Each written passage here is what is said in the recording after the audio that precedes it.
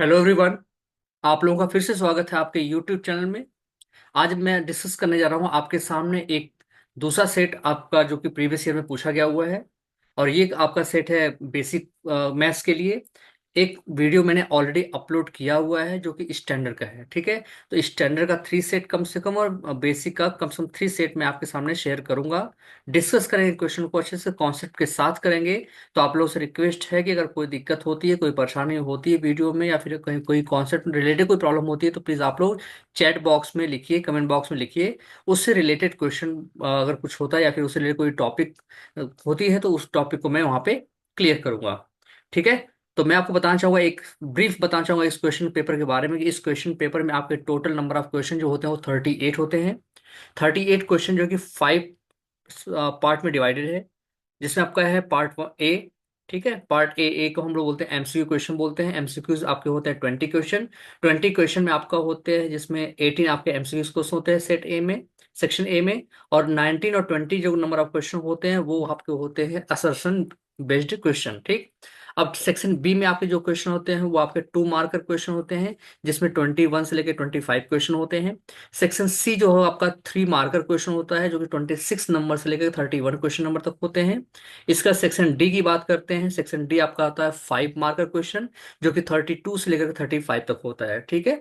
और इसमें आपको चॉइस भी मिलेगा, ऑप्शन, मतलब कि आपको सेक्शन बी में भी मिलेगा, सेक्शन सी में मिलेगा, सेक्शन डी में मिलेगा। सब में दो दो क्वेश्चन आपके ऑप्शन होंगे, वहां पे एक ऑप्शन मिलेगा आपको, उसमें से कोई आप सेलेक्ट कर सकते हैं, चूज कर सकते हैं, ठीक। अब आते हैं सेक्शन लास्ट, सेक्शन ई, जो कि आपका होता है केस बेस्ड क्वेश्चन। इसमें आपके 3 क्वेश्चन होंगे जो कि 4 4 मार्क्स के होते हैं।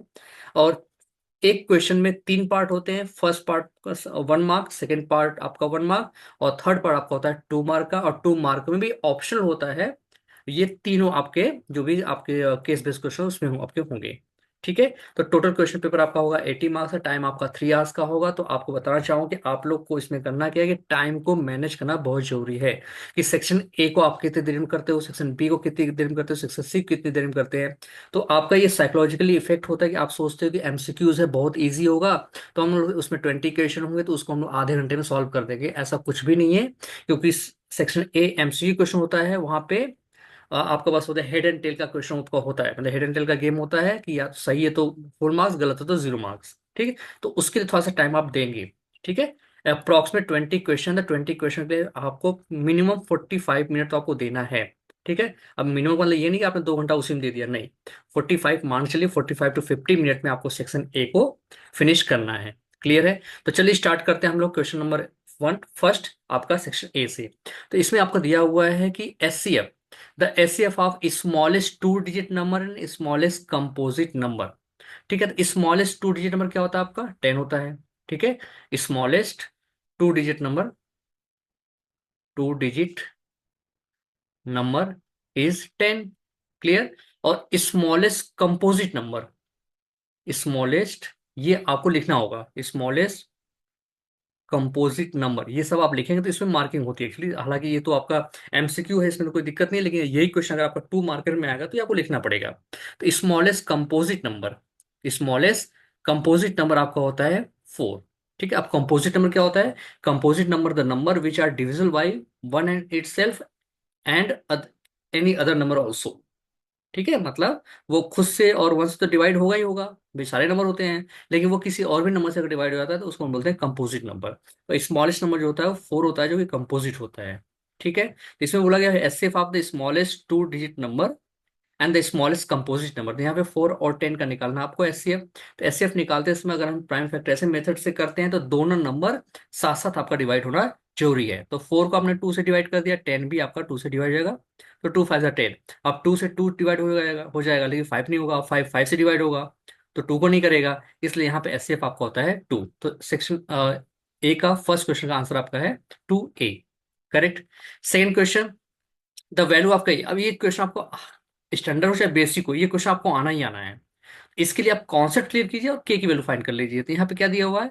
Find the value of K for which pair of linear equation X plus Y minus 4 is equal to 0 and 2x plus K Y minus 8 has infinitely many solution. तो मैं आपको बताना चाहूंगा pair of linear equation 2 3 condition होते हैं solution के। पहला होता है यूनिक सोल्यूशन जिसमें होता है A1 upon A2 not equal to B1/B2। ये होता है आपका यूनिक के लिए, ठीक है। और एक होता है आपका A1/A2 is equal to B1/B2 but not equal to C1/C2। ये होता है आपका नो सोल्यूशन, मतलब पैरेलल लाइन के लिए। और थर्ड कंडीशन आपका होता है यहाँ पे कि A1/A2 is equal to B1/B2 is equal to C1/C2। ये होता है आपका इनफाइनाइट मेनी सॉल्यूशन के लिए, इज इट। अब यहाँ पे कंडीशन दिया है इनफाइनाइटली मेनी सॉल्यूशन, तो यहाँ पे देख सकते हैं कि A1 की जो वैल्यू है 1 है। A1x प्लस B1y प्लस सी से कंपेयर करोगे आप, A1x plus B1y plus C1 is equal to 0। ठीक, ये y रहेगा आपका। सेकेंड आपका होता है A2x plus B2y plus C2 is equal to 0। तो यहाँ से A1 की जो वैल्यू निकल के आएगी 1, B1 is also 1 and C1 is -4। Correct. A2 is equal to 2, B2 is equal to K and C2 is equal to -8। यहाँ पे आप पुट कर दीजिए। A1 की वैल्यू कितनी है आपकी 1, A2 कितना आपका 2, करेक्ट। B1 आपका है 1 और B2 आपका है K। अब यहाँ से क्रॉस मल्टीप्लिकेशन करेंगे तो ये आ जाएगा K इज इक्वल टू 2। तो आपका आंसर हो जाएगा K इज इक्वल टू, जो कि सी ऑप्शन आपका करेक्ट है। ठीक है, ये था आपका सेकंड क्वेश्चन। अब थर्ड क्वेश्चन की बात करते हैं। Which are the following equation has 2 as a root. तो 2 जिसका भी रूट होगा वो क्या करेगा, उसको सेटिस्फाई करेगा। ठीक है, तो 2 को हम लोग सेटिस्फाई करने के लिए 1 बाई 1 यहाँ पे पुट कर सकते हैं, तो सिंप्लीफाई कर सकते हैं। तो बेटर होगा आप सिंप्लीफाई कर लो यहाँ पे। ठीक है, अगर हमने ए में 2 वैल्यू पुट किया तो हो जाएगा 2² -4 × 2 + 5। तो 2 2 = 4 -8 + 5, 5 + 4 9 -8 is equal to 1 not equal to 0। तो ये आपका नहीं है। ठीक, सेकंड की बात करते हैं। x² + 3x -12। सो 2, तो 2² इंटू 3 इंटू 2 -12, 2 2 सा 4 + 6 -12, 10 -12 एंड -2 नॉट इक्वल टू 0। ये भी आपका बी ऑप्शन इनकरेक्ट। सी की बात करते हैं यहाँ से। तो सी is 2x² -7x + 6, 2 2² -7 into 2 + 6, 2 2 = 4 2 = 8 -7 2 = 14 + 6, 8 8 + 6 is 14 -14 is equal to 0। यही आपका क्वाड्रेटिक इक्वेशन है जिसका ये 2 1 0 होगा इसमें। ठीक है, ये था आपका क्वेश्चन नंबर 3। अब बात करते हैं क्वेश्चन नंबर 4 के लिए। In an AP d is equal to -4, A7 is 4, then find the value of a. तो आपको फॉर्मूला पता है कि AN is equal to A + n-1 into d. Correct. अब यहाँ पे आपको फाइंड क्या करना है, डी। डी गिवन है, डी गिवन है -4, A7 आपका है 4 n n is equal to 7। Clear, आपसे पूछा गया ए की वैल्यू बताइए।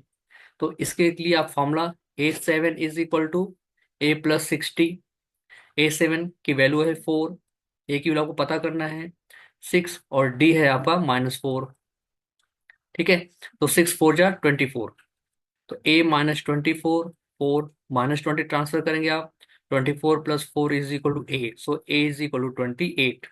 Clear, so 28 option is D is correct. ठीक, अब क्वेश्चन 5 की बात करते हैं। The distance from the point 54 to the origin.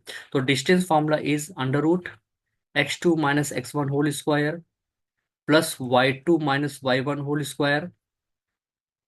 अब यहाँ पे देखिए x1 और x2, x1 हम ले सकते हैं 5 को और y1 ले सकते हैं 4 को। ठीक है, और ओरिजिन है तो ओरिजिन में x2 हो जाएगा 0 और y2 क्या हो जाएगा आपका 0। यहाँ पुट कर लीजिए आप, x2 0 - 5 whole square plus 0 - 4 whole square. तो 0 - 5, 5 का स्क्वायर आपका हो जाएगा 25 प्लस 16, इसको ऐड करेंगे 6 5 11, 2 1 3 1 4, √41। So √41 B option is correct. तो ये था आपका क्वेश्चन नंबर 5 के लिए। ठीक है, अब ऐसे करें हम लोग क्वेश्चन नंबर 6 के लिए। तो क्वेश्चन बहुत ईजी है, आप लोग आराम से इसको कर सकते हैं। ठीक है, बेसिक क्वेश्चन है, इसमें कोई दिक्कत आपको नहीं होने वाली है। ठीक है, अब आते हैं question number 6।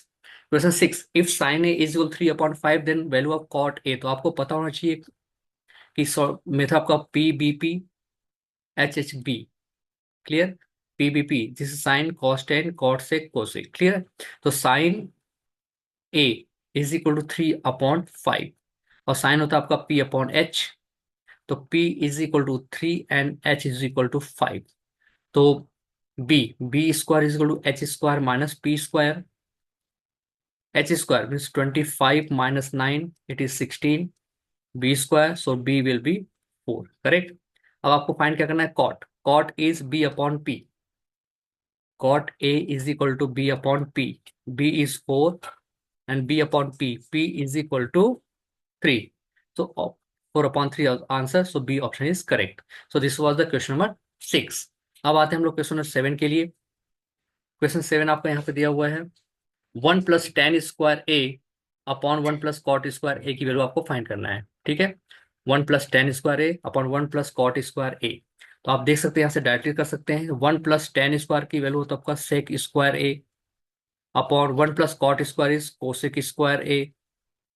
sec² can be written like 1 upon cos² A and cosec can be written 1 upon sin²A। So this will be sin²A upon cos²A and this is tan² A। So option is correct, tan² A is D option is correct, is it? Next आपका 2 tan 30 upon 1 minus tan² 30। So 2 tan 30 value is 1 upon √3 upon 1 minus 1 upon √3 is 1/3। So this is 2 upon √3 upon 3 will be LCM, 3 minus 1/3। So this will 2 upon √3 multiply 3/3 minus 1 is 2, 2 and 2 cancel। So this is 3/√3, is it? √3/√3, ठीक है। अब यहाँ पे हम लोग क्या करते हैं, रेशनलाइज कर सकते हैं। तो √3 multiply √3, so it will be 3√3/3, 3 and 3 cancel, so this is √3, ठीक है। अब √3 कितने एंगल की वैल्यू होती है, cos 60 की नहीं, sin 60 की बिल्कुल नहीं, tan 60 yes. So tan 60 is the correct answer, ठीक है। So C option is correct. Now question 9, a quadratic polynomial the sum of whose zero is -5 and their product is 0। तो आपको पता होना चाहिए कि क्वाड्रेटिक पॉलिनोमियल अगर सम दिया है, प्रोडक्ट दिया है, तो फॉर्मूला होता है x² minus sum of zeros into X plus product of zeros, ठीक। तो x² माइनस यहाँ पे दिया है आपको क्वाड्रेटिक पर sum of zero -5 and product is 6। So x² -5 into X plus 6। So x² + 5x + 6 is the quadratic polynomial। तो x² + 5x + 6 A option is correct। The zeros of the polynomial is R, so you need to factorize this one। So 3x² + 11x - 4, so 4 3 are 12। So 3x² + 12x - x - 4। So 3x as a common, x + 4 minus 1 common, x + 4। Now x + 4 is the first bracket, second bracket is 3x - 1। If x + 4 is equal to 0, then x is equal to -4। If 3x - 1 is equal to 0, then x is equal to 1/3। So -4 and 1/3, 1/3 and -4, C option is correct। So ये था आपका question number 10। अब आते हैं हम लोग question number 11 के लिए। 11 क्वेश्चन आपका यहाँ दिया हुआ है कि the annual rainfall record of a city for 66 day in the given in the figure following table, the difference of upper limit of the modal class and middle class. तो मैं आपको बताना चाहूंगा मॉडल क्लास का, model class क्या होता है, जिसकी मैक्सिमम फ्रीक्वेंसी होती है। तो मॉडल क्लास की अगर हम बात करते हैं तो ये है मॉडल क्लास आपका है 0 to 10, राइट, क्योंकि 22 आपका मैक्सिमम फ्रीक्वेंसी है। तो मॉडल क्लास आपका ये हो गया 0 to 10, राइट। अब इसका अपर लिमिट आपका हो गया 10, upper limit of model class is 10, is it. अब मीडियम क्लास निकालने के लिए हमें क्या करना पड़ेगा, CF फाइंड करना पड़ेगा। तो CF फाइंड करेंगे तो क्या होगा, ये 22, 22 + 10 32, 32 + 8 40, 40 + 15 is 55, 50 + 5 is 60 and this is 66। So n/2, n/2 is 66/2, this is 33। अब 33 देखेंगे हम लोग लाई कहाँ करेगा, ये 40 में लाई करेगा, राइट। तो अपर लिमिट आपका हो जाएगा 30। तो ये हो गया आपका medium class, median class is 2030 and upper limit is 30। अब इनका डिफरेंस पूछा गया, तो 30 - 10 is 20। So answer is 20। So 20 is the C option is correct. So this was the question number 11। अब 12 की बात करते हैं, तो if PA denote the probability of any event A, then it will lie. तो मैं आपको बताना चाहूंगा probability of any event is always occur between 0 and 1। It may be 0 also, it may be 1 also, but not more than 1 not less than 0. So C option is correct. Probability any event is always will be greater than or equal to 0 and less than or equal to 1. So C option is correct. So this was the question number 12, right? अब question 13 की बात करते हैं यहाँ पे। तो देखिए आपको हिंदी मीडियम भी दिया हुआ और इंग्लिश मीडियम भी आपको क्वेश्चन पेपर आएगा। अगर इंग्लिश में आपको प्रॉब्लम होती है तो हिंदी में पढ़ सकते हैं, और हिंदी मीडियम जो बच्चे हैं वो इंग्लिश को भी समझ सकते हैं वहां से, ठीक है। तो नेक्स्ट क्वेश्चन आपका है 13। Total surface area of solid hemisphere of radius is 7 centimetre. Clear, मतलब टोटल सरफेस एरिया आपसे पूछा गया है, तो आपको पता होना चाहिए कि हेमिस्फेयर का कुछ शेप लाइक ऐसे होता है, ये हेमिस्फेरिकल होता है, ये सरफेस एरिया। अगर आपने ऊपर से भी पैक कर दिया, this is called the total surface area. तो ये आपका होता है 2 पाई आर स्क्वायर, और ऊपर सर्कल होता है ये पाई आर स्क्वायर। तो टोटल आपका हो जाएगा, total surface area is 3 pi are square. इसका होता है आपका हेमिस्फेयर का total surface area 3 pi are square, ठीक। तो total surface of solid hemisphere is 7 centimetre, radius is 7 centimetre. तो total surface area 3 pi, radius is 7 square.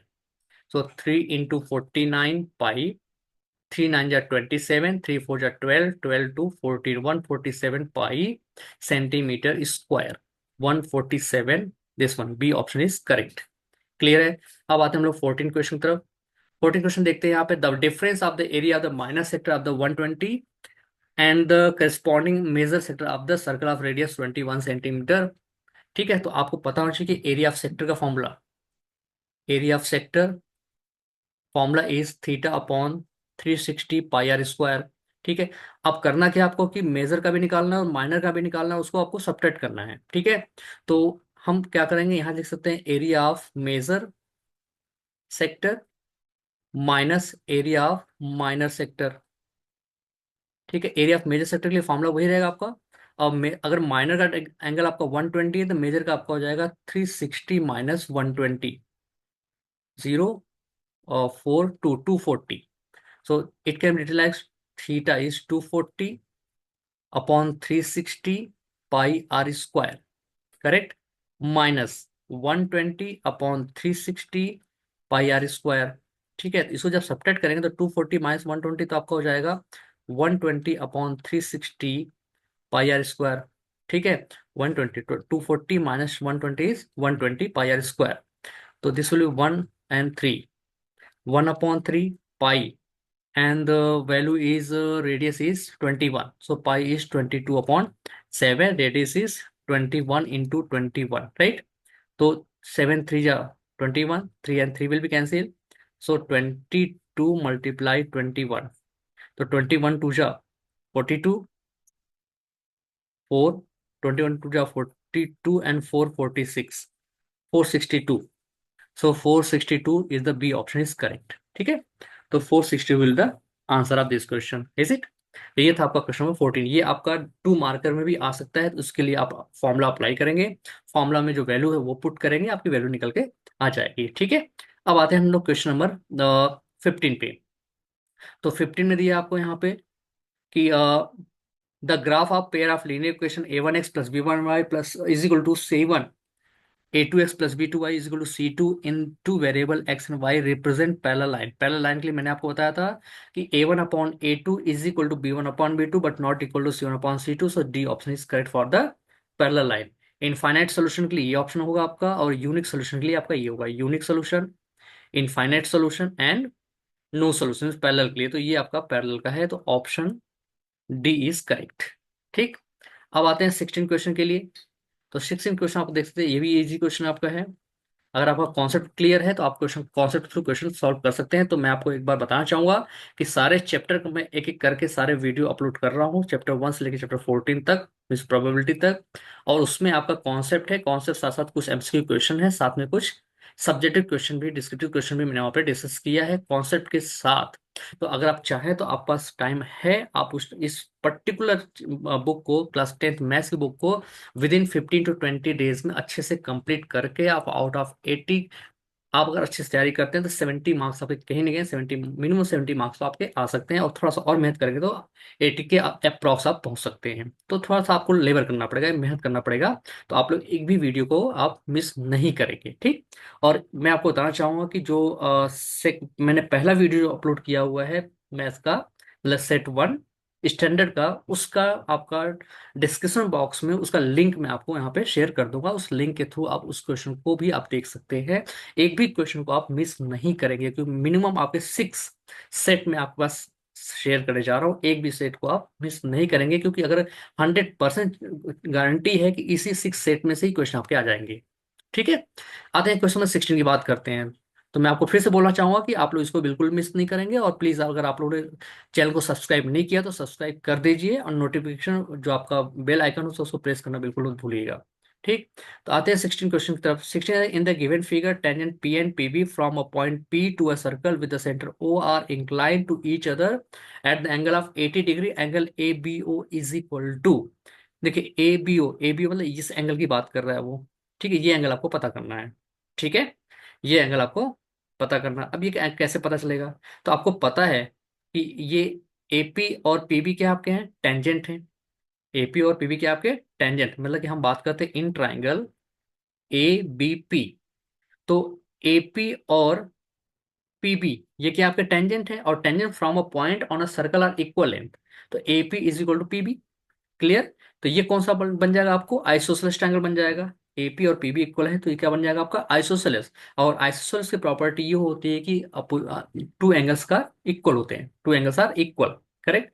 So this angle and this angle will be same. Suppose this is x, so this will also be x. So angle sum property of triangle is what, x plus 80 is equal to 180, ठीक। तो यहां से आपका हो जाता है कि x plus x की बात करते हैं यहाँ से। और साथ में अगर आप चाहो तो यहाँ से भी सॉल्व कर सकते हैं आप, लेकिन ये देखिए आपका ट्रायंगल ये यहाँ तक आएगा आपका, ये एंगल यहाँ तक आएगा, तो इसके थ्रू आप नहीं सॉल्व कर पाएंगे, ठीक है। तो इस मेथड से करेंगे तो यहाँ पे आपका रॉन्ग आ जाएगा, यहाँ पे आपका रॉन्ग आएगा, क्लियर है। अब आते हैं हम लोग यहाँ पे देखते हैं। ये देखिए इस ट्रायंगल बात करते हैं O A B, in triangle O A B, O A B में O A and O B are the radius, and this is also the isos triangle, ठीक। अगर ये आपका एक्स होता है, हम यहाँ पे लेते हैं इसको एक्स और वाई, एक्स लेते हैं दोनों को, ठीक है। तो यहाँ से आपका हो जाता है, जैसे ये आपका है एक्स, ये एक्स है और ये भी एक्स है, राइट। तो एंगल सम प्रॉपर्टी आपका हो जाएगा x plus angle A O B, A O B is equal to 180। अगर हमें ए ओ बी पता चल जाएगा तो एक्स पता चलेगा। अब ए ओ बी कैसे मालूम होगा, देखिए angle A P B, angle A P B plus angle A O B is equal to 180 degree, क्योंकि ये आपका जो आपका टेंजेंट बना हुआ है, टेंजेंट पे जो एंगल बनता है और सेंटर जो एंगल बनता है वो क्या होता है आपके सप्लीमेंट्री एंगल होते हैं, मतलब उनका सम क्या होता है आपका 180 डिग्री होता है, ठीक। तो यहाँ से आपका ए पी बी आपका 80 है, तो angle A O B is equal to 180। So angle A O B is equal to 180 minus 80, ये हो जाएगा आपका 100 डिग्री, ठीक है। कितना हो जाएगा 100। अब इस 100 ला के यहाँ पे आप पुट कर सकते हैं। तो यहाँ से आपका हो जाएगा x plus 100 is equal to 180 degree. So 2x is equal to 180 minus 100 is equal to 80 degree, 2x। So x is equal to 80/2, this is 40 degree, clear. तो ये आपका हो गया 40 डिग्री। ये कितना हो गया आपका 40 डिग्री। और आपको पता है कि टेंजेंट और रेडियस क्या होते हैं, परपेंडिकुलर होते हैं। टेंजेंट्स और रेडियस क्या होते हैं आपके, परपेंडिकुलर। तो ये हो गया आपका 90 यहाँ से। तो आपको जो पता करना है ए बी ओ ये जो एंगल आपका होगा ये कितना हो जाएगा आपका 90 - 40, क्लियर है। तो कितना आपका आएगा 50 डिग्री, ठीक है। 50 डिग्री आपको पता क्या करना है, ए बी ओ तो आपका ऑलरेडी एक्स है, एक्स आपका निकल चुका 40 डिग्री। तो आपका ऑप्शन क्या होगा आपका 40 degree, A option is correct, ठीक है। आपको ए बी ओ ही पता करना था जो कि एक्स था आपका, ये आपका हो गया 40 डिग्री। ये था आपका क्वेश्चन नंबर 16, ठीक है। अब नेक्स्ट क्वेश्चन आपका 17 है। A line intersecting a circle into distinct point is called, मतलब एक लाइन जो है सर्कल को दो डिस्टिंक्ट दो अलग अलग पॉइंट पे इंटरसेक्ट करती है तो उस लाइन का नाम क्या होता है, आपसे ये पूछा गया। तो ये बहुत इंटरेस्टिंग है। इसमें हल्का सा कॉन्सेप्ट मैं आपको बताना चाहूंगा कि अगर ये आपका है सर्कल, सर्कल को तीन केस में लाइन इंटरसेक्ट कर सकती है। ठीक है, तीन केस में लाइन इंटरसेक्ट करेंगी। अगर आपका ये है, अगर सेंटर से पास करेगा तो this is called the diameter, but this is the line segment not the line. अगर ये लाइन है जो कि दो पॉइंट इंटरसेक्ट करती है, this is called the second. और यही लाइन क्या करती है, कहीं भी इंटरसेक्ट करती है, लाइन सेगमेंट है, इस केस में होता है आपका कॉर्ड। ये कॉर्ड है, ये डायमीटर, और ये क्या आपका है, सेकेंड है। तो second is a line, diameter is a line segment, and chord is also the line segment. Clear है, तो ये आपका हो गया सेकेंड। और लॉन्गेस्ट कॉर्ड जो होता है आपका, कौन होता है आपका, diameter. Diameter longest chord. Is it clear? ये था आपका क्वेश्चन नंबर 17। अब 18 की बात करते हैं। If a pole is 6 metre high, this is a pole of 6 metre high, cast shadow of 2√3, 2√3 का शैडो उसने बना दिया यहाँ पे। Then the sun angle of elevation, तो एंगल ऑफ एलिवेशन आपसे पूछा गया यहाँ से। ठीक है, तो एंगल ऑफ एलिवेशन फाइंड करने के लिए सपोज हमने यहाँ पे ट्रायंगल का नाम दे दिया ABC। और पोल का जो हाइट है आपका है 6 metre, this is the 6 metre, and this is 2√3। आपसे ये एंगल पूछा गया। तो इस केस में हम देखते हैं P/B। इस एंगल के लिए ये हो जाएगा परपेंडिकुलर और ये हो जाएगा बेस। तो मैं आपको बताना चाहूंगा कि जिस साइड पे एंगल बनता है उसको हम बोलते हैं बेस। तो P/B is equal to tan θ या tan A। और P की वैल्यू आपका है 6/2√3 is equal to tan A। Is it? ये आपको हो जाएगा tan A। अब यहां से 2 1 जा 2, 2 3 जा 6, तो 3/√3 is equal to tan A। ठीक, अब इसको रेशनलाइज करेंगे आप यहां से, तो √3 का ऊपर नीचे आप मल्टीप्लाई कर देंगे। √3 का ऊपर नीचे मल्टीप्लाई करके इसको आप रेशनलाइज कर सकते हैं। ठीक है, तो √3 का मल्टीप्लाई करते ही आपका √3 और √3 हो जाएगा, जो 3 को कैंसिल करेगा। ठीक है, तो √3 यहाँ पे नहीं रहेगा, एक ही √3 रहेगा। √3 का ऊपर और √3 का आपने नीचे मल्टीप्लाई किया। ठीक, तो ये 3 और 3 कैंसिल हो जाएगा, बचेगा आपका √3, और √3 एंगल tan की वैल्यू में होती है 60 डिग्री। तो एंगल ए हो जाएगा आपका 60 डिग्री। Is it? तो यहाँ पे आपका हो जाएगा 60 डिग्री का आंसर। तो ये था आपका क्वेश्चन नंबर 18। ऑप्शन सी यहाँ पे करेक्ट है। अब नेक्स्ट क्वेश्चन की बात करते हैं यहाँ से। नेक्स्ट क्वेश्चन आपका है यहाँ से 19। 19 असेसमेंट क्वेश्चन है, जो कि बहुत अच्छा क्वेश्चन होता है। यहाँ से आप अच्छे से गेन क्वेश्चन आप मार्क्स गेन कर सकते हैं। ठीक है, तो 19 क्वेश्चन आप देख सकते हैं यहाँ से। जैसे 18 और ये आपका 19 है, हिंदी, और ये हिंदी में आपका है। इसके नीचे आपका आएगा इंग्लिश में ये। A line drawn parallel to any one side of triangle intersect the other two sides in the same ratio. ठीक है, तो आप बताइए इसमें क्या है। A line drawn parallel to any one side of a triangle intersect the other two side of the same ratio।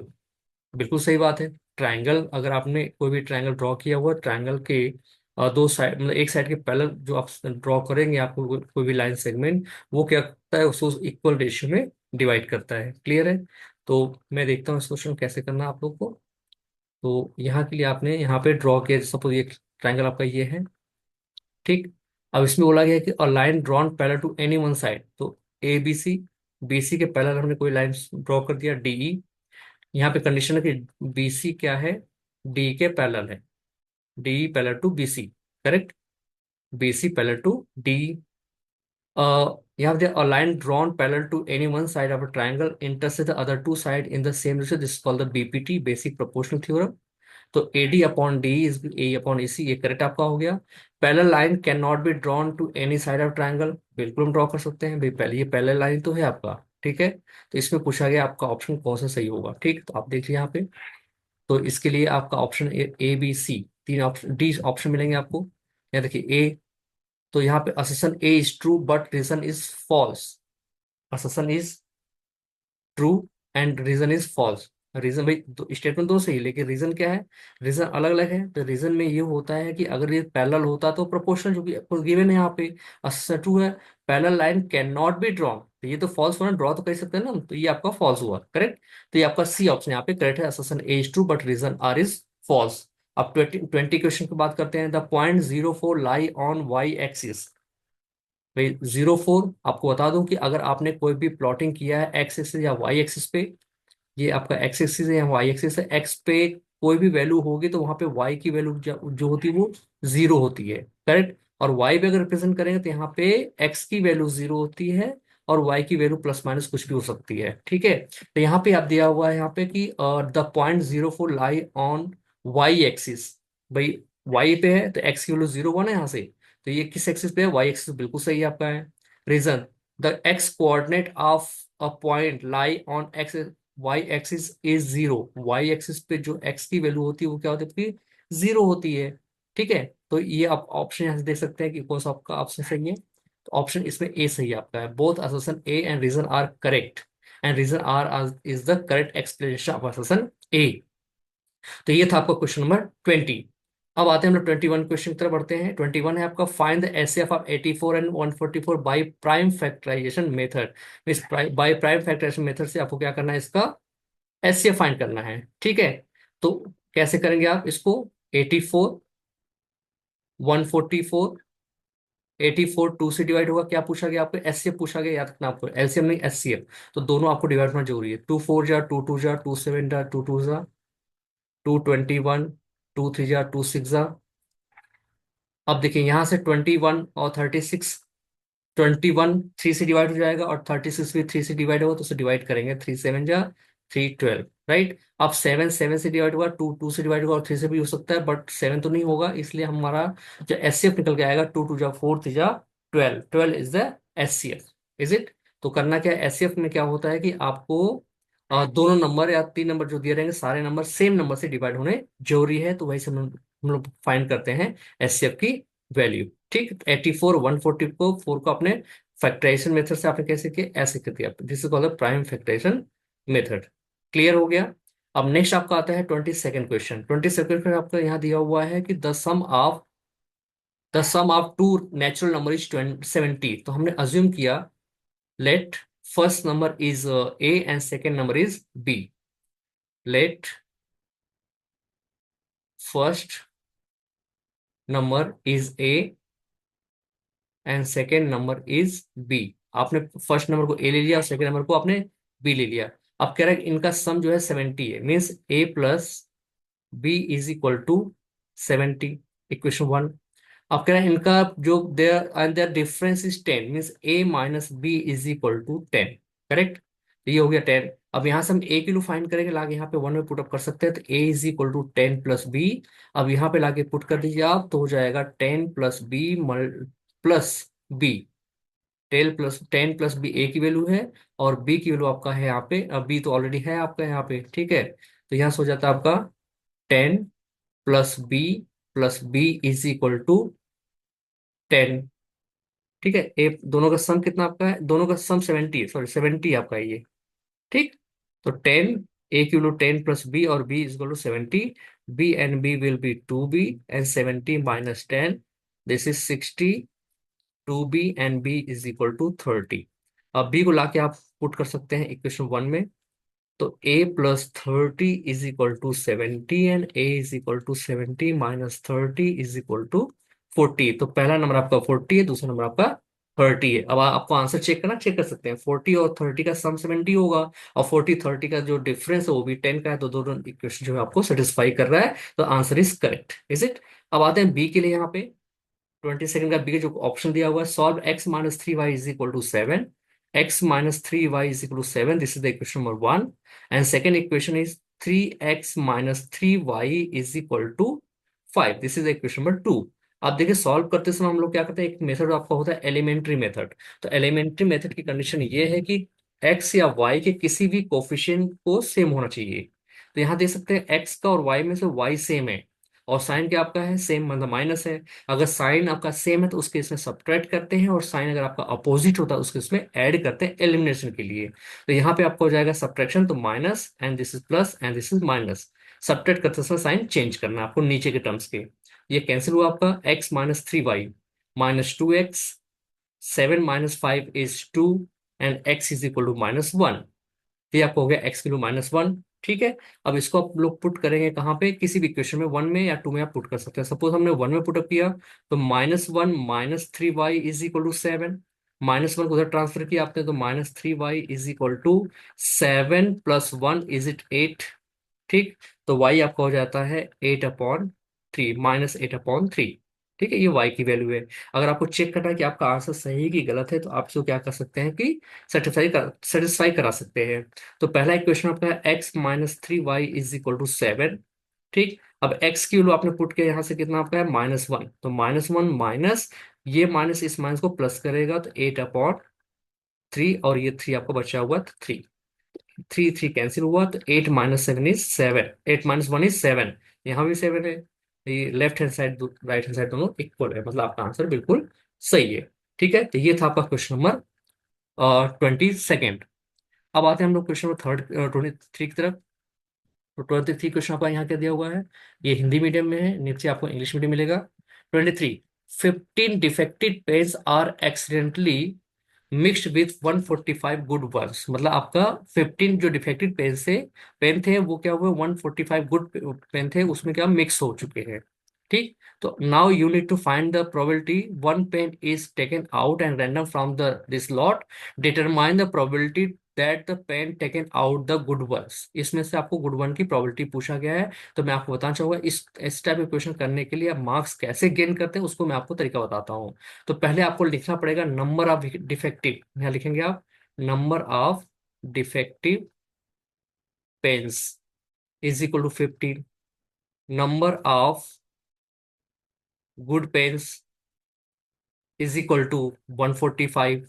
ठीक, after mix after mixing total number of pens = 145 + 15 आपको जाएगा 160, 160 टोटल। ठीक, now you need find the determine the probability that the pen taken out the good one.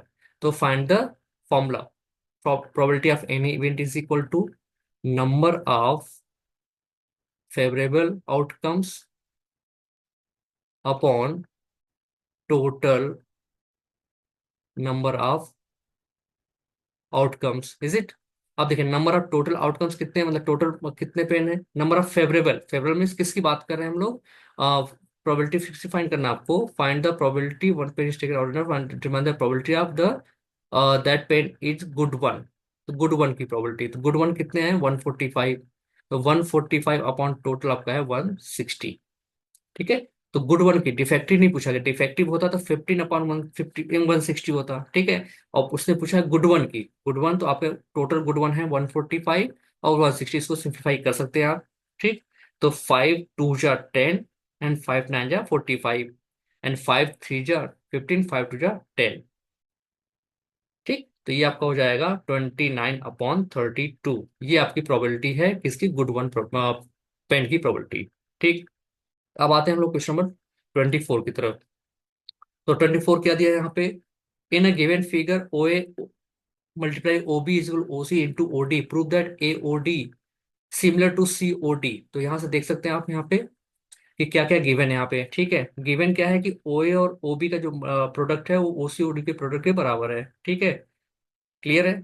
तो इस type के question को solve करने के लिए फिगर, अगर आपके क्वेश्चन पेपर में दिया तो फिगर वो जरूर बनाइए, और क्या क्या गिवन है वो भी आप लिखिए यहाँ पे। जैसे गिवन यहाँ पे क्या है आपका है, गिवन है, गिवन क्या गिवन यहाँ पे है कि ओ ए इंटू ओ बी = ओ सी इंटू ओ डी, ये गिवन है। ठीक है, टू प्रूफ, क्या प्रूफ करना है आपको, triangle O A D, A O D, triangle A O D similar to triangle C O B. ठीक, ये आपको प्रूफ करना। अब इसके बाद हम लोग प्रूफिंग स्टार्ट करते हैं। ठीक है, प्रूफिंग स्टार्ट करेंगे तो देखते हैं कि एओडी, एओडी कहाँ पे आपका, एओडी ये है एओडी, और सीओबी, सीओबी ये वाला ट्राइंगल है। ठीक है, इसमें गिवन क्या है कि ओए, ओए और ओबी का मल्टीप्लीकेशन ओसी और ओडी के मल्टीप्लीकेशन के बराबर है। तो हम यहाँ पे लिख सकते हैं कि ओए इंटू ओ बी = ओ सी इंटू ओ डी। ये क्या हो, क्योंकि रीजन आपको बताना है, गिवन है। ठीक, अब O A upon O C, O A upon O C = O D upon O B. ये कर सकते हैं हम लोग, देखिए ओ ए है, यहाँ पे ओ सी है और ओ डी भी है। ठीक है, तो यहाँ पे ओ ए और ओ बी, ये ओ ए है और ये आपका ओ बी है। ठीक है, इसको रेशियो में हम कन्वर्ट कर रहे हैं, याद रखिए आप। तो हम यहाँ पे करते क्या, ओ सी को उधर ट्रांसफर किया आपने, और ये जो आपका ओबी, ओबी को अपने राइट हैंड से ट्रांसफर कर दे तो ओडी अपॉन ओबी हो जाएगा। ठीक है, ये साइड प्रोपोर्शनल हो गए, दो ट्रायंगल के साइड क्या हो गए, प्रोपोर्शनल हो गए। अब हमें क्या करना है कि देख सकते हैं कि ये एंगल और ये एंगल क्या आपके इक्वल हैं। ठीक है, तो यहाँ पे आप लिख दीजिए इन ट्रायंगल, किस ट्रायंगल में, O A O D and triangle C O B के अंदर ये आपको गिवन है, इसके थ्रू हमने ये प्रोपोर्शनलिटी दिखा दिया। आप बोल सकते हैं कि angle A O D is equal to angle B O C, क्यों, वर्टिकली अपोजिट एंगल।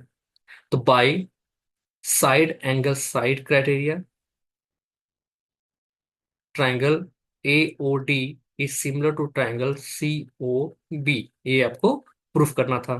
ठीक है, अब ये साइड एंगल साइड का मतलब क्या होता है कि दो साइड जो होंगे वो प्रोपोर्शनल होंगे ट्राइंगल के, और उसमें का एक एंगल क्या होगा, इक्वल होगा। तो हम वहां पे side angle side criteria use कर सकते हैं in case of similarity. But congruency में क्या होता है कि side respective side corresponding side और उसके बीच का एंगल क्या होता है, सेम लेंथ का होता है, तो उसको बोलते हैं side angle side criteria in the case of congruency. But यह यहाँ पे हम लोग बात करते हैं सिमिलरिटी, तो साइड क्या होनी चाहिए आपके, proportional, means corresponding sides are proportional and corresponding angles are equal.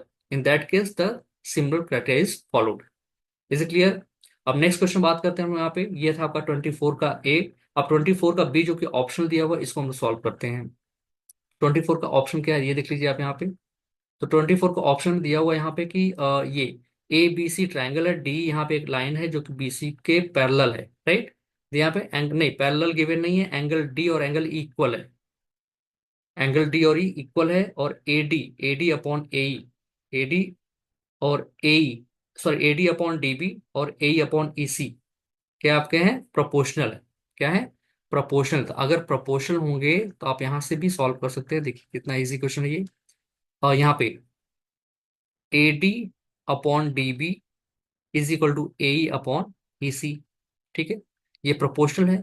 जब प्रोपोर्शनल होंगे तो बीपीटी का जो कन्वर्स है कि अगर साइड प्रोपोर्शनल होते हैं तो जो लाइन है वो क्या होती है, पैरेलल होती है। तो in case DE is parallel to BC. अब जब डी बीसी के पैरेलल हो जाएगा तो आप क्या बोल सकते हैं कि ये जो एंगल है इस एंगल इक्वल हो जाएगा, मतलब angle A D B A D E is equal to angle A B C and angle A E D is equal to angle A C B. ठीक है, क्यों, क्योंकि करस्पॉन्डिंग एंगल है। क्या है, corresponding angles are equal. Is it clear, corresponding angles are equal. तो A B C is an isosceles. तो अभी आपने बोला कि ये दोनों एंगल इक्वल हो जाएंगे, ये एंगल इससे इक्वल हो जाएगा। ठीक है, तो थ्योरम होता है कि अगर दो एंगल इक्वल होते हैं, if two angles are equal in a triangle, are equal in a triangle, then triangle is an isosceles triangle. तो ये प्रूफ आपकी ट्राइंगल क्या आपका आइसोसेलेस ट्राइंगल है। तो ये था आपका 24 का ऑप्शन क्वेश्चन। ठीक है, तो अब आते हैं हम लोग 25 क्वेश्चन तरफ बढ़ते हैं। तो 25 क्वेश्चन क्या है देख लीजिए आप यहाँ से। 25 क्वेश्चन, 25 है आपका, proof that the tangent drawn at the end of a diameter of a circle are parallel to each other. ठीक है, proof that tangents drawn at the end of the diameter. तो इसके लिए आपको क्या करना है, एक सर्कल आपको ड्रॉ करना है। तो पहले हम लोग सर्कल ड्रॉ करते हैं, देखिए आपका सर्कल है ये। ठीक है, तो सर्कल ड्रॉ होगा, सर्कल के बाद आपको करना क्या है, यहाँ पे प्रूफ करना है कि जो उसके डायमीटर पे जो टेंजेंट ड्रॉ किए जाएंगे उनका लेंथ क्या होगा, आपका इक्वल होगा, और पैरेलल होगा, सॉरी पैरेलल होगा। ये आपका है सर्कल, आपने यहाँ से क्या किया, दो टेंजेंट ड्रॉ किया। ठीक है, first draw the diameter, this is the diameter, एक टेंजेंट आपका ये है, सेकेंड वन दिस वन। ठीक, नेमिंग कर दीजिए इसका आप। Suppose this point is P, this point is Q, A B and C D is a tangent drawn from the end of the diameter of circle. और इसको आपको proof करना है कि ए बी और सी डी क्या होंगे, आपके पैरेलल होंगे। ठीक है, ए बी सी डी क्या होंगे, पैरेलल होंगे। तो आपको पता है कि सपोज ये हमने ले लिया पॉइंट ओ, तो angle O P B is equal to 90 degree. क्यों? क्योंकि रेडियस क्या होता है, परपेंडिकुलर टू द टेंजेंट। ये थ्योरम आपका है। और एंगल आप बोल सकते हैं सी क्यू ओ या O Q C. O Q C is also 90 degree. ठीक है, O Q C is also 90 degree. Why? Because radius is perpendicular to the tangent. ये भी टेंजेंट हो गया। तो अब ये इक्वल इसके ऊपर हो गया। और पी क्यू क्या आपका है, transversal. P Q is a transversal. तो अगर अल्टर ये इस एंगल को हम क्या बोलते हैं, अल्टरनेट बोलते हैं। तो अगर अल्टरनेट एंगल इक्वल हो गए, if alternate angles are equal, then A B is parallel to C D. यही आपको प्रूफ करना था। इतना इजी क्वेश्चन था आपका ये, जो बेसिक के लिए था आपका 2 मार्क का क्वेश्चन। ठीक है, तो ये था आपका क्वेश्चन नंबर 25। अब आते हैं हम लोग 26, जो कि सेक्शन सी का है, जो कि आपका है 3 मार्क का है। ये आपका 3 मार्क्स से क्वेश्चन है। इसको हम लोग देखते हैं यहाँ से। तो ये देखिए आपका 26 क्वेश्चन क्या है। 26, two dice are tossed simultaneously, find the probability of getting an even number on the both dice. तो पहले आपको पता होना चाहिए कि डाइस अगर आपने थ्रो किया हुआ तो टोटल आउटकम्स कितने होते हैं और कौन कौन से होते हैं। तो इसके लिए आप यहाँ पे एक आपको चार्ट बनाना पड़ेगा। ठीक है, तो ये आपका चार्ट बनेगा यहाँ से। इसके थ्रू हम लोग पता कर सकते हैं कि टोटल आउटकम्स क्या क्या होते हैं। ठीक है, नंबर ऑफ आउटकम्स। तो नंबर ऑफ आउटकम्स पहले देखने के लिए हम लोग क्या करते हैं, एक चार्ट बनाते हैं। यहाँ पे देखिए ये ऐसे बनेगा। ठीक है, ये आप लोग बना लेंगे पेपर पे अपने। ये आपके लिए बहुत इजी होगा समझने के लिए कि टोटल आउटकम्स कितने हैं और कौन कौन है।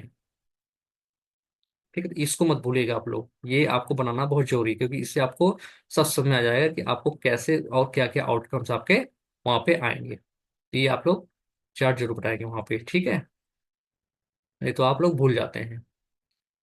1 2 3 4 5 6, एक और आएगा नीचे।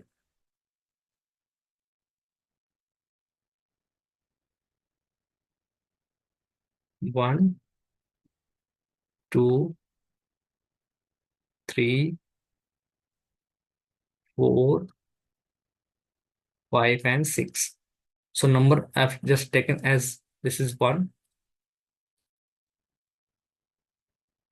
1 2 3 4 5 6, 1 2 3 4 5 6।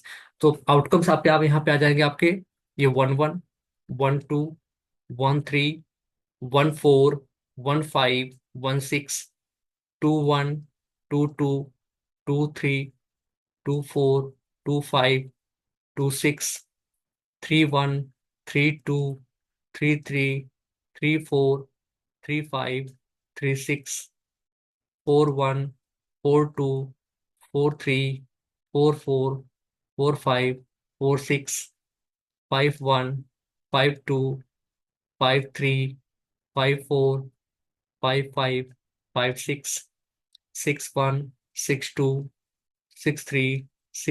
आपके 36। ठीक है, ये टोटल आपके ऑब्जर्वेशन है आपके 36। ठीक है, टोटल आउटकम्स आपके 36। अब यहाँ पे देखते हैं कि इसमें पूछा गया an even number on the both dice. दोनों डाइस पे आपको इवन नंबर चाहिए।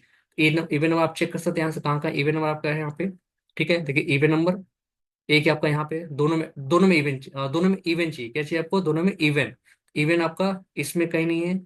टू में मिलेगा 1 2 3 4 5 6 7 8 9। तो 9 फेवरेबल आउटकम और टोटल आउटकम इज 36। तो 1/4 ये आपका फर्स्ट का आंसर हो गया। सेकंड का आपका है, फॉर्मूला जरूर लिखेंगे आप लोग, क्योंकि फॉर्मूला में मार्किंग होती है। The sum of the two number more than 9। More than 9 आपको चाहिए, मोर देन 9।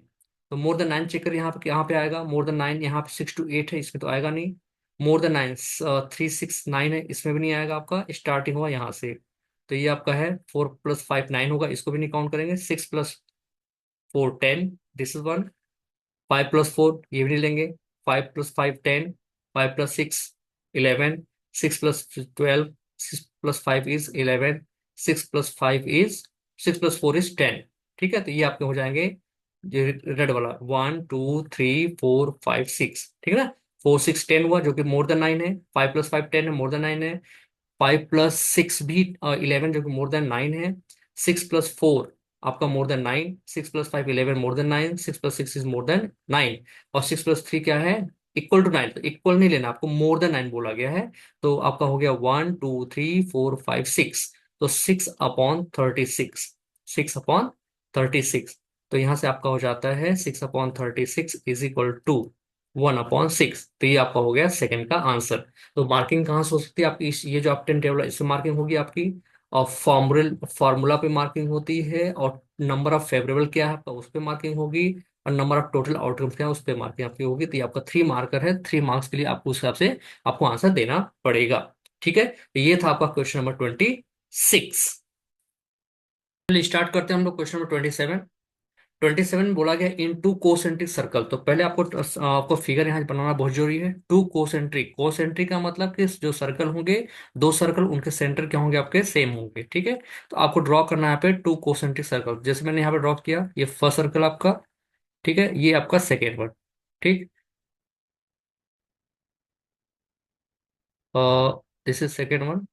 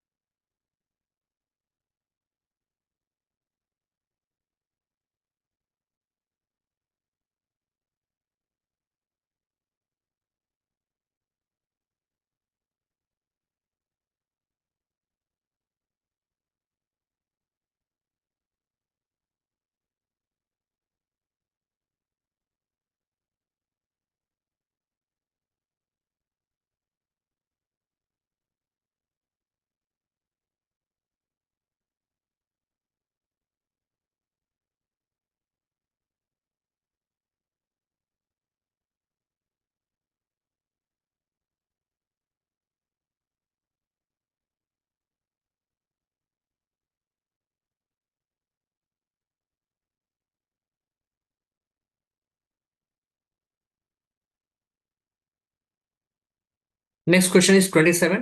27 बोला गया in two concentric circle a chord of length 24 centimetre of larger circle touches the smaller circle. मतलब कि जो अब ये फिगर देख सकते हैं यहाँ पे, टू कोसेंट्रिक का मतलब होता है कि सर्कल का जो सेंटर पॉइंट होगा वो सेम होगा, बट डायमीटर क्या होंगे, या दोनों का रेडियस क्या होगा आपका अलग अलग होगा। तो ऐसा क्वेश्चन में दिया गया है, तो इस हिसाब से हमने यहाँ पे फिगर बनाया हुआ है।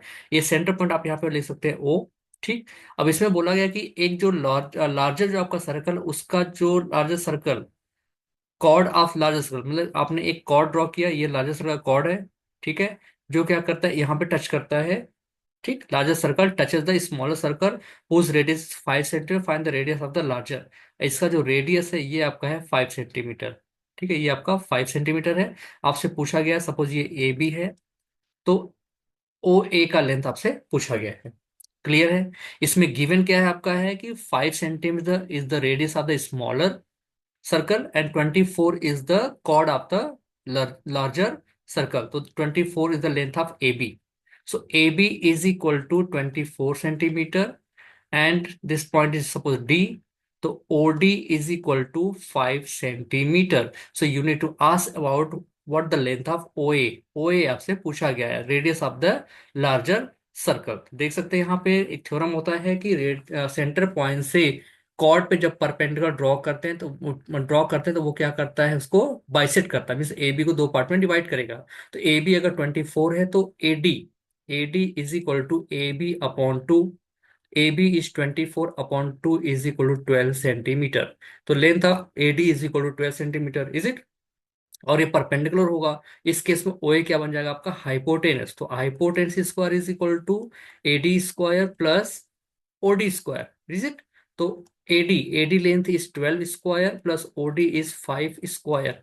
So 12 square is 144 plus 25 is equal to 169. So length of AD means this is the radius of the larger circle will be 13 centimetre. ये आप हो जाएगा 13 सेंटीमीटर। क्या हो जाएगा आपका, ये रेडियस है किसका, लार्जर सर्कल का, 13 centimetre. This is the length of AD and AD is the radius of the larger circle. तो ये आपका था क्वेश्चन नंबर 27। ठीक, अब इसका ऑप्शन दिया हुआ है। ऑप्शन क्या है, prove that the angle between the two tangent drawn from an external point on a circle is supplementary to the angle subtended by the line joining the point of contact at the center। तो मतलब इनका कहने का मतलब ये है कि आपको एक सर्कल बनाना है। ठीक है, तो पहले हम लोग सर्कल बनाते हैं। तो सर्कल में देख सकते हैं कि सर्कल में आपको ये सर्कल है। ठीक, और ये आपका पॉइंट है जहां से आपको एक दो टेंजेंट ड्रॉ करना है। ठीक है, तो हमने यहां से दो टेंजेंट ड्रॉ किया। फर्स्ट टेंजेंट, ठीक, और सेकेंड टेंजेंट। ठीक, ये पॉइंट हो गया आपका। नेम ऑफ द पॉइंट आपको यहां से कर सकते हैं आप। Suppose this point is O, this is centre point, this B, A B and A C are the tangent drawn from the A point. A point आपने क्या किया, यहाँ से टेंजेंट ड्रॉ किया हुआ है। ठीक, अब सेंटर पॉइंट आपने लिया है ओ से बी को ज्वाइन करिए आप। ओ से बी ज्वाइन किया आपने और ओ से सी ज्वाइन किया। करेक्ट, तो ये था आपका point O. This point is O. ठीक, अब करना क्या है कि आपको ये प्रूफ करना है कि जो एंगल बी ओ सी, ये कहाँ पे आपका सेंटर पे है, और ये एंगल कहाँ टेंजेंट पे है बी ए सी, इनका जो सम होगा वो 180 डिग्री होगा। तो क्या प्रूफ करना आपका, to prove angle A, sorry, B O C plus angle B A C is equal to 180 mean supplementary angle. आपको ये प्रूफ करना है। ये बहुत इजी है। ये देख सकते हैं कि आपको ये 90 डिग्री और ये भी 90 डिग्री है। ठीक ना, तो आप by using the angle sum property of quadratic is 360। तो आपको पता है कि एंगल एंगल यहां से A B O, A B O plus angle B O C plus angle O C A plus angle B A C is equal to 360 degree. अब देखिए यहां से ओ बी ए, ये आपका ए बी ओ 90 और ये भी आपका 90 हो जाएगा ओ सी ए। तो 90 90 हो जाएगा 180। तो आप बोल सकते हैं angle B O C plus angle B A C is equal to 360 minus 180। This is 180। यही आपको प्रूफ करना था। ठीक है, यही आपको प्रूफ करना था कि जो एंगल आपका सेंटर बनेगा और जो आपका टेंजेंट पे एंगल बनेगा, इन दोनों का सम कितना आपका होता है, 180 डिग्री। आपको यही प्रूफ करना था। ये था आपका क्वेश्चन 27 का ऑप्शन। ठीक, अब आते हैं हम लोग नेक्स्ट क्वेश्चन 28 की तरफ बढ़ते हैं। 28 आपका ये हिंदी, नीचे आपका इंग्लिश होगा।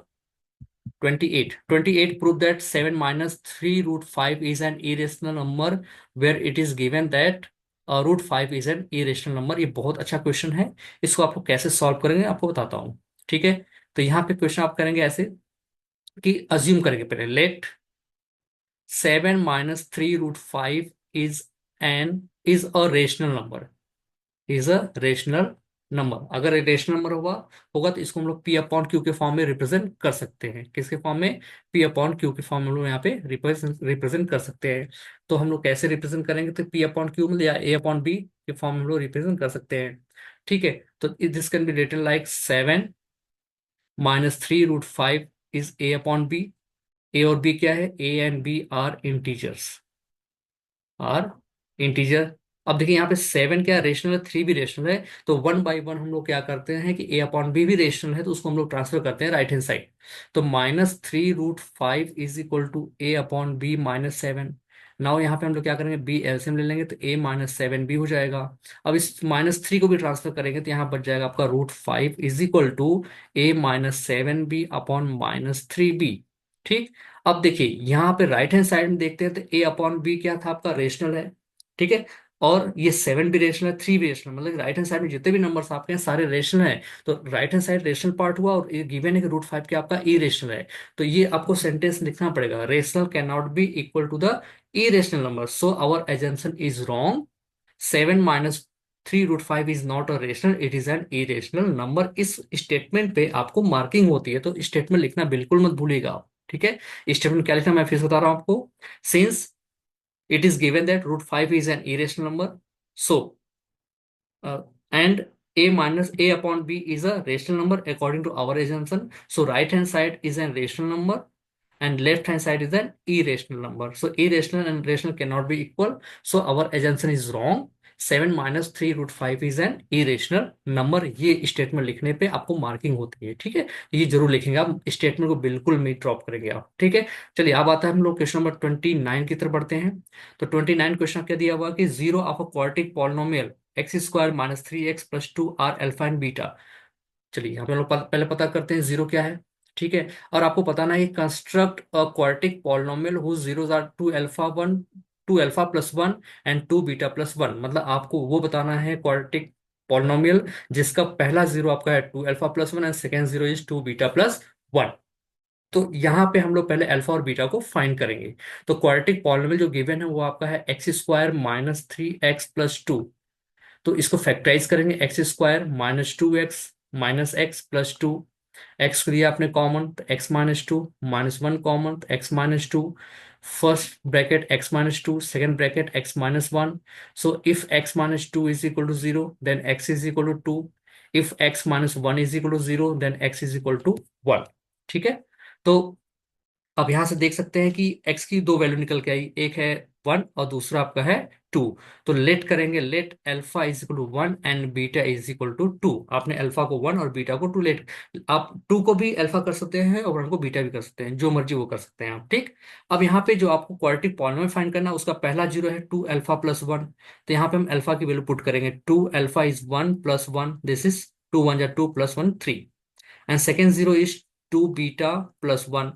तो 2 × 2 + 1, सो 2 × 2 = 4 + 1 is 5। सेकेंड जीरो हो गया 5 एंड फर्स्ट जीरो इज 3। तो आपको पता है क्वाड्रेटिक पॉलिनोमियल क्या होता है, x² minus sum of zeros into x plus product of zeros, ठीक। तो यहां पे हो जाएगा आपका x² minus sum of zeros, sum of zeros बात करते हैं, इनको ऐड करेंगे आप, इसको 3 और 5 को ऐड किया तो आपका आ गया 8, 8x प्लस इसका प्रोडक्ट किया आपने 5 and 3 का, 5 से जा 15। तो ये आपका आ गया quadratic polynomial x² - 8x and +15, ठीक है। क्लियर है, तो यहां से देख सकते हैं आप, this is 2 beta, yes this correct, ठीक। तो एक आपका था अल्फा, दूसरा था आपका बीटा। अल्फा की वैल्यू आपकी कितना था आपका 1 और बीटा की वैल्यू कितनी थी आपकी 2। इतना सुनना है। अगर आपको आंसर चेक करना तो आप आंसर भी आप यहाँ से चेक कर सकते हैं, ठीक है। यहाँ से आप जब फाइंड करेंगे आपका जो निकल के आएगा क्या जीरोस, वो आपका ऐसे ही आएगा 3 और 5 आएगा, ठीक है। कितना आएगा 3 और 5।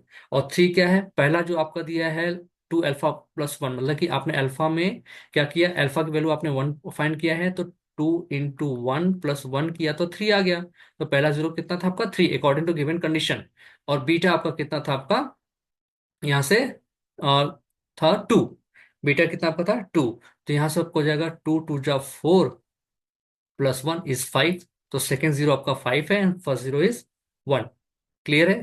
तो यहां से आप देख सकते हैं 2 बीट, हाँ यहाँ पे थोड़ा सा है कि ये तो हाँ सही है आपका 3 and 5। तो ये आपका आ गया क्वाड्रेटिक पॉलिनोमियल, क्लियर। अब आते हैं हम लोग क्वेश्चन नंबर बी की तरफ, जो कि ऑप्शन है आपका। 4x² - 4x + 1 को आपको फैक्टराइज करना है, देन आफ्टर क्या करना है, उसको वेरीफाई करना है relationship between zero of the coefficients. तो इसको कैसे करेंगे ये देख लीजिए आप। तो पहला आपका है 4x² -4x + 1, ठीक। इसको फैक्टराइज करना, आपको फैक्टराइज करने के लिए क्या करेंगे आप, यहाँ देखिए 4x² -2x यहाँ से आपने 2x कॉमन ले लिया तो 2x - 1 -1 कॉमन 2x - 1।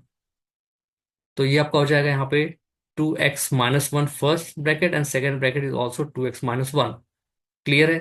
तो यहाँ पे देख सकते हैं कि अगर 2x - 1 is equal to 0 then x is equal to 1/2।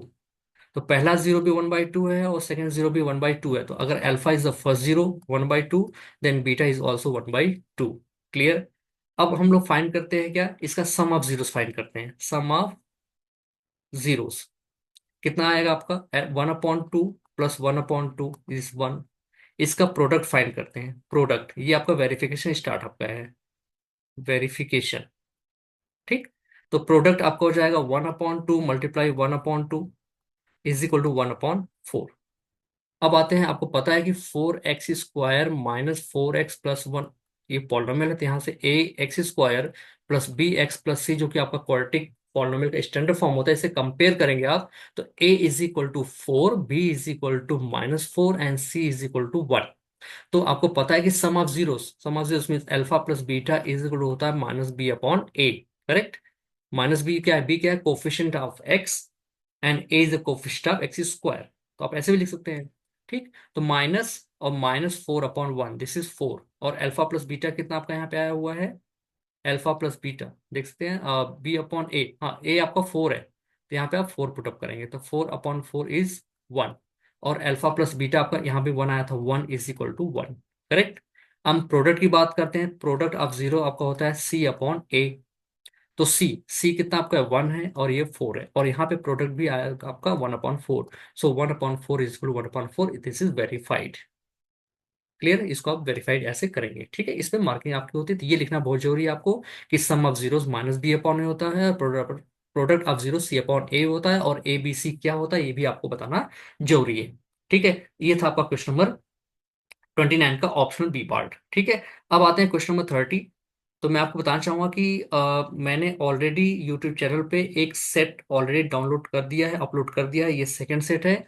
इसके बाद कुछ सेट और मैं अपलोड करूंगा, तो प्लीज आप लोगों से रिक्वेस्ट है, सारे सेट को अच्छे से देखेंगे, और अच्छे से अगर आपने देख लिया, समझ लिया, तो 100% गारंटी है कि आपके अच्छे मार्क्स आपके बोर्ड एग्जाम में जरूर आएंगे। ठीक।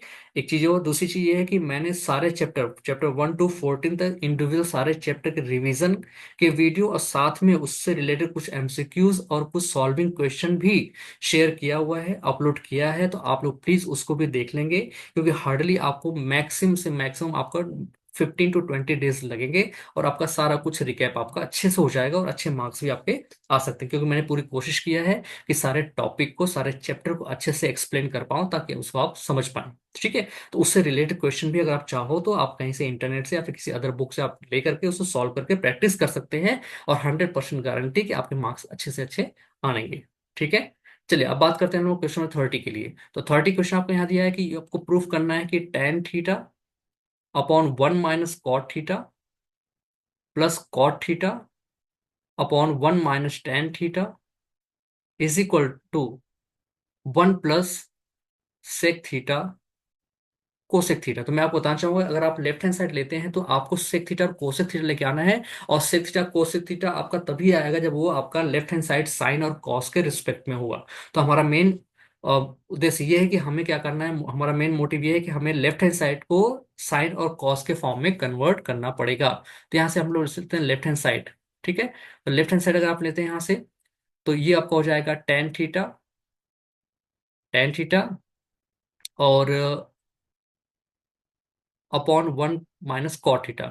tan θ/1 - cot θ, ये आपका है tan θ +cot θ/1 - tan θ। देखिए, अब tan को हम लिख सकते हैं sin θ/cos θ। अब मैं बताना चाहूंगा, ये क्वेश्चन आपका स्टैंडर्ड में पूछा गया था। ठीक है। तो ऐसा नहीं है कि क्वेश्चन आपका ये बेसिक का तो स्टैंडर्ड में नहीं आएगा, स्टैंडर्ड का तो बेसिक में नहीं आएगा, आ सकता है। ठीक है। तो आप लोग सारे जो भी सेट मैंने आपको यहाँ पे अपलोड किया है, उसको आप लोग सारे सेट अच्छे से देखेंगे। ठीक है।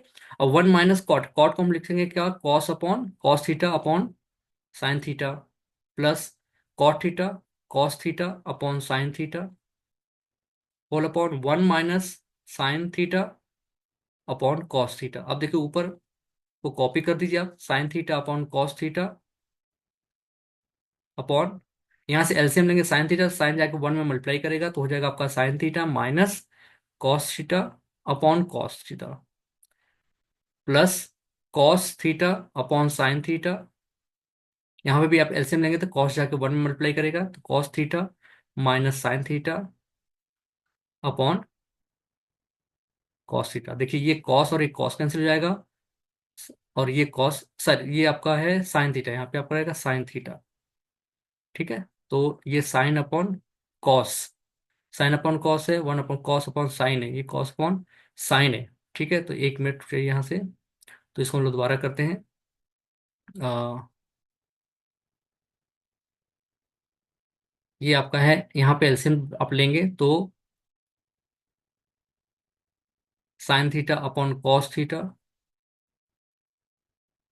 अपॉन 1 - कॉस, ये जब आपके एलसीएम हो जाएगा तो ये हो जाएगा sine theta minus cos theta whole upon sine theta, ठीक, plus cos theta upon sine theta whole upon cos into cos 1 हो जाएगा cos theta minus sine theta upon cos theta, cancel कुछ नहीं होगा, ठीक है। तो ये जाके साइन साइन में मल्टीप्लाई करके हो जाएगा सबका साइन स्क्वायर थीटा अपॉन ये कॉस नीचे आएगा तो cos theta into sine theta minus cos theta plus फिर आपको हो जाएगा कॉस थीटा, ठीक है, cos theta upon sine theta, और ये कॉस जाके कॉस में मल्टीप्लाई की कॉस स्क्वायर थीटा, और सेकेंड ब्रैकेट आपका cos theta minus sine theta, ठीक है। अब देखिए यहाँ पे sign theta minus cos theta bracket में, यहाँ पे cos theta minus sine theta है। अगर हम यहाँ से माइनस कॉमन लेंगे तो ये भी sign theta minus cos theta में कन्वर्ट हो जाएगा, तो यहाँ से माइनस कॉमन लेंगे तो ये आपका हो जाएगा sine square theta upon cos theta bracket में sine theta minus cos theta minus cos square theta, और यहाँ से आपका हो जाता है साइन थीटा ब्रैकेट में sine theta minus cos theta, ठीक। अब यहाँ से देखिए आप क्या कर सकते हैं, यहाँ से कि यहाँ से एलसीएम लेना पड़ेगा आपको। अब क्या है एलसीएम, एलसीएम लेंगे आप, sign theta cos theta LCM, sign theta cos theta और ब्रैकेट में आपका sign theta minus cos theta. अब ये कॉस और sign theta minus cos theta cancel हो जाएगा, बचेगा आपका साइन थीटा, साइन जाके साइन में मल्टीप्लाई करेगा तो हो जाएगा आपका साइन क्यूब थीटा। सिमिलरली यहाँ पे भी आपका हो जाएगा कॉस क्यूब थीटा, ठीक। अब यहाँ से आप देख सकते हैं कि यहाँ से A cube minus B cube की आइडेंटिटी यहाँ से लग सकती है, तो A cube minus B cube की आइडेंटिटी आपकी होती है A cube minus B cube is first bracket A minus B mean sine theta minus cos theta, sine theta minus cos theta, second bracket A square mean sine square theta plus cos square theta plus sine theta cos theta, ठीक। ये second bracket में upon ये question यहाँ पर रहेगा आपका, और यहाँ पे है sine theta into cos theta, second bracket sine theta minus cos theta. देखिए ये sine theta minus theta cancel हुआ, बचेगा क्या आपका यहाँ पे sine square plus cos square आपका 1 plus sine theta cos theta whole upon sine theta cos theta. अब देखिए यहाँ पे ऊपर दो टर्म्स आपके हैं, 1 plus sine theta cos theta, नीचे सिंगल टर्म है, तो दोनों टर्म में हम साइन थीटा कॉस थीटा से डिवाइड करेंगे तो 1 upon sine theta cos theta plus sine theta cos theta upon sine theta cos theta, ये कैंसिल हुआ आपके 1 हो जाएगा, तो इसको लिखते हैं 1 प्लस 1 अपॉन साइन आपका होता है कोसेक थीटा और 1 अपॉन कॉस होता है आपका सेक थीटा, तो आपका प्रूफ हुआ 1 plus sec theta into cosec theta, ये आपका है राइट हैंड साइड, ठीक है। ये क्वेश्चन आपका स्टैंडर्ड में भी आया था, ये बेसिक में भी आपका आ गया, ठीक है। तो ये था आपका proofing of the question number 30। तो इसको भी आप बहुत अच्छे से समझिएगा, याद रखिएगा कि अगर लेफ्ट हैंड साइड और राइट हैंड साइड प्रूफ करना है तो अगर लेफ्ट टू राइट जा रहे हैं तो ये चीज राइट में जो दिया है वो क्या वैल्यू दिया है और हम कैसे जाएंगे, तो उसके अकॉर्डिंग ही आप जो है स्टेप अप करेंगे, क्योंकि ट्रिग्नोमेट्री में बहुत सारे आपके आइडेंटिटीज हैं, तो आप डिपेंड करता है कि आप क्या प्रूफ करना चाहते हैं, यार राइट हैंड साइड में क्या है उसके हिसाब से आप क्वेश्चन को सॉल्व करेंगे। अब आते हैं क्वेश्चन नंबर 31 आपका एनसीईआरटी क्वेश्चन आपका है। एनसीईआरटी क्वेश्चन दिया है कि a car has two wiper which do not overlap, each wiper has a blade of length 21 centimetre sweeping through an angle of 120 degree, find the area cleaned at each sweep of the blades. तो obviously no doubt है जो आपका SVEEP ये blade है, blade जब आपका SVEEP करेगा तो वो आपका क्या बनेगा, आपका एक लाइक एग्जांपल ऐसे कुछ बनेगा, ठीक है, ऐसे स्वेप करेगा तो ये आपका बनेगा सेक्टर टाइप में, ठीक है, ये सेक्टर आपका बनेगा। तो ऐसे दो ब्लेड हैं, तो दो ब्लेड क्या करेंगे इक्वल एरिया में वो स्वेपिंग करेंगे, ठीक है, इक्वल एरिया में स्वेपिंग करेंगे, जिसमें आपको रेडियस दिया हुआ है, radius means length of the blade, length of blade is 21 centimetre, ठीक है, और कितने एंगल पे वो स्वेपिंग कर रहे हैं दैट इज 120 डिग्री, ये 120 डिग्री पे स्वेपिंग कर रहे हैं, ठीक है, 120 डिग्री पे स्वेपिंग करेंगे तो कुछ आपका शेप कुछ ऐसा बनेगा, ठीक है, ये एस टाइप में, ठीक है, इस टाइप में स्वैपिंग करेंगे वो, तो ये 120 डिग्री में स्वैपिंग कर रहे हैं, तो इनका जो सेंटर एंगल जो आपका है सेंटर पे वो कितना आपका 120 डिग्री, और ये क्या आपके हैं सेक्टर ऑफ सर्कल है, तो हम यहाँ पे जो अप्लाई करेंगे फॉर्मूला वो निकालेंगे, क्या निकालेंगे एरिया ऑफ सेक्टर, और एरिया ऑफ सेक्टर का formula area of sector theta upon 360 pi are square. और चूंकि यहाँ पे दो ब्लेड्स हैं तो हम क्या करें, यहाँ पे बस टू का मल्टीप्लाई करेंगे, 2 into theta upon 360 pi are square. ठीक है, तो area swept by both blade, दोनों ब्लेड जो होंगे उस पे एरिया जो आपका स्वैपिंग होगा वो कितना आपका होगा, 2 into theta upon 360 pi are square. अब two, theta is given 120 upon 360, pi, pi value 22/7, and radius is given कितना आपका है 21, तो 21 इंटू 21। ठीक है, तो ये देखिए 12 1 जा 12 3 जा 36, 3 1 जा 3 7 जा, तो ये आपका हो जाए नीचे के आपके कैंसिल हुए 7 1 जा 7। ठीक, तो बचेगा आपका 2 इंटू 22 इंटू 21। ठीक है, इसको आप मल्टीप्लाई करेंगे तो मल्टीप्लाई करने पे आपका आ जाएगा 924 सेंटीमीटर स्क्वायर। तो इतना एरिया क्या करेंगे, वो स्वेप करेंगे दोनों ब्लेड के थ्रू। ठीक है, तो ये बहुत सिंपल क्वेश्चन था। ये था क्वेश्चन आपका area of sector of circle के थ्रू। ठीक है, अब आते हैं हम लोग क्वेश्चन नंबर 32, जो कि सेक्शन डी का है, और सेक्शन डी आपका है 5 मार्क का क्वेश्चन। इसमें जितने भी क्वेश्चन आपके 5 मार्क का, इसमें भी आपको चॉइस मिलेंगी। ठीक है, तो चलिए स्टार्ट करते हैं हम लोग क्वेश्चन नंबर 32। क्वेश्चन नंबर 32 देखते हैं हम यहाँ से। तो 32 क्वेश्चन यहाँ पे देख सकते हैं कि ये शायद आपका नहीं, ये भी इंग्लिश मीडियम दिया हुआ आपका, इंग्लिश में, यस। 32 आपका है, a cottage industry produce a certain number of toy in a day. The cost of production of each toy was found to be 55 minus the number of the toys produced in a day। मतलब कि आपको ये बोला गया कि एक industry है cottage industry, जो कि number of toys per day, जैसे हमने बोला कि एक्स टॉयज वो पर डे प्रोड्यूस करती है। ठीक है, तो यहाँ पे अज्यूम करना पड़ेगा पहले आपको, let let the number of toys produce per day is x. ठीक है, ये एक्स प्रोड्यूसन प्रोडक्शन हुआ। अब अगर उसने एक्स प्रोडक्शन किया है और उसका कॉस्ट गिवन है, कॉस्ट कितना गिवन है आपका है, कॉस्ट, कॉस्ट जो अगर गिवन है तो एक्स में अगर हमने कॉस्ट का मल्टीप्लाई किया, cost of each toy is equal to, suppose x number of toys हैं और एक टॉय का प्राइस आपको अगर पता हो, उसमें मल्टीप्लाई करेंगे तो टोटल कॉस्ट निकल जाएगा। ठीक है, total cost, is it clear, ये टोटल कॉस्ट है। अब इसमें account according to given statement, each toy cost, each toy cost is equal to, जितना भी प्रोडक्शन हो रहा है वो 55 माइनस एक्स के जो वैल्यू आता है उसके बराबर है, ये रुपीज में आपका है ईच टॉय कॉस्ट, क्योंकि यहाँ पे गिवन है ना, the cost of production of each toy was found 55 minus the number of toy produce in a day. Number of produce x आपका है उस दिन में, तो 55 माइनस एक्स जो हो जाएगा ईच टॉय का कॉस्ट हो जाएगा। ठीक, तो ईच टॉय का कॉस्ट हो गया। अब टोटल प्रोडक्शन आपका जो कॉस्ट है वो आपका 750 है, तो इसमें मल्टीप्लाई करेंगे तो x multiply 55 minus x is equal to 750। Clear है, अब इसे सिंप्लीफाई करेंगे, 55 का एक्स में मल्टीप्लाई किया तो आपका हो गया 55 x minus x square minus 750 is equal to 0। इसको हम लोग पॉजिटिव बनाते हैं पहले, x square minus 55 x plus 750 is equal to 0। ये आपको बन गया क्वाड्रेटिक इक्वेशन। क्लियर है, अब इसको करना आपको सिंप्लीफाई, तो सिंप्लीफाई करने के लिए फैक्टराइज करेंगे, x square minus 30 x minus 25 x plus 750 is equal to 0। यहाँ से आपने x कॉमन लिया तो x माइनस 30, यहाँ से आपने माइनस 25 कॉमन लिया तो x minus 30 is equal to 0।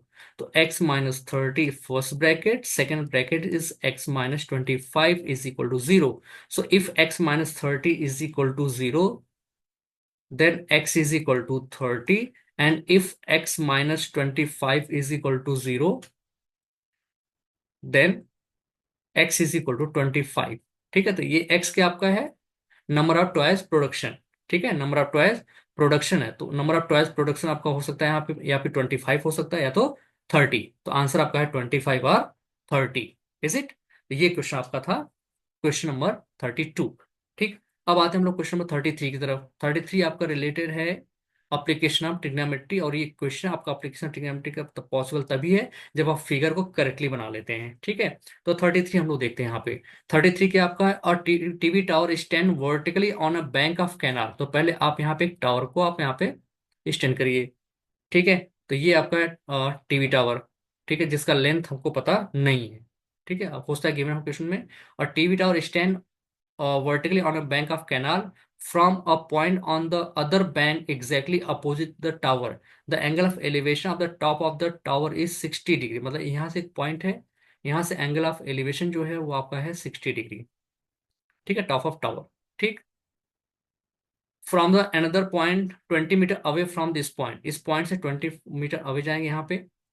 तो दिया आपको, away from this point on the line join the this point on the foot of the tower, the angle of elevation of the tower is 30 degree. Again top of tower angle is 30। पहले कितना था आपका 60 था, अभी कितना है 30 है।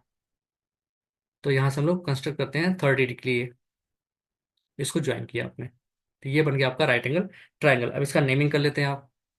Naming में देख सकते हैं यहाँ से, suppose this is A, this is B, this C और दिस डी। और सी और डी के बीच का जो लेंथ है आपका 20 मीटर, और ये एंगल है 60 डिग्री, और ये एंगल आपका 30 डिग्री। एक चीज मैं आप बताना चाहूंगा, कभी कभी कंफ्यूजन आपको हो सकता है कि 30 किधर बना है और 60 किधर बना है। 30 यहाँ होगा, यहाँ होगा, 60 यहाँ होगा कि यहाँ होगा।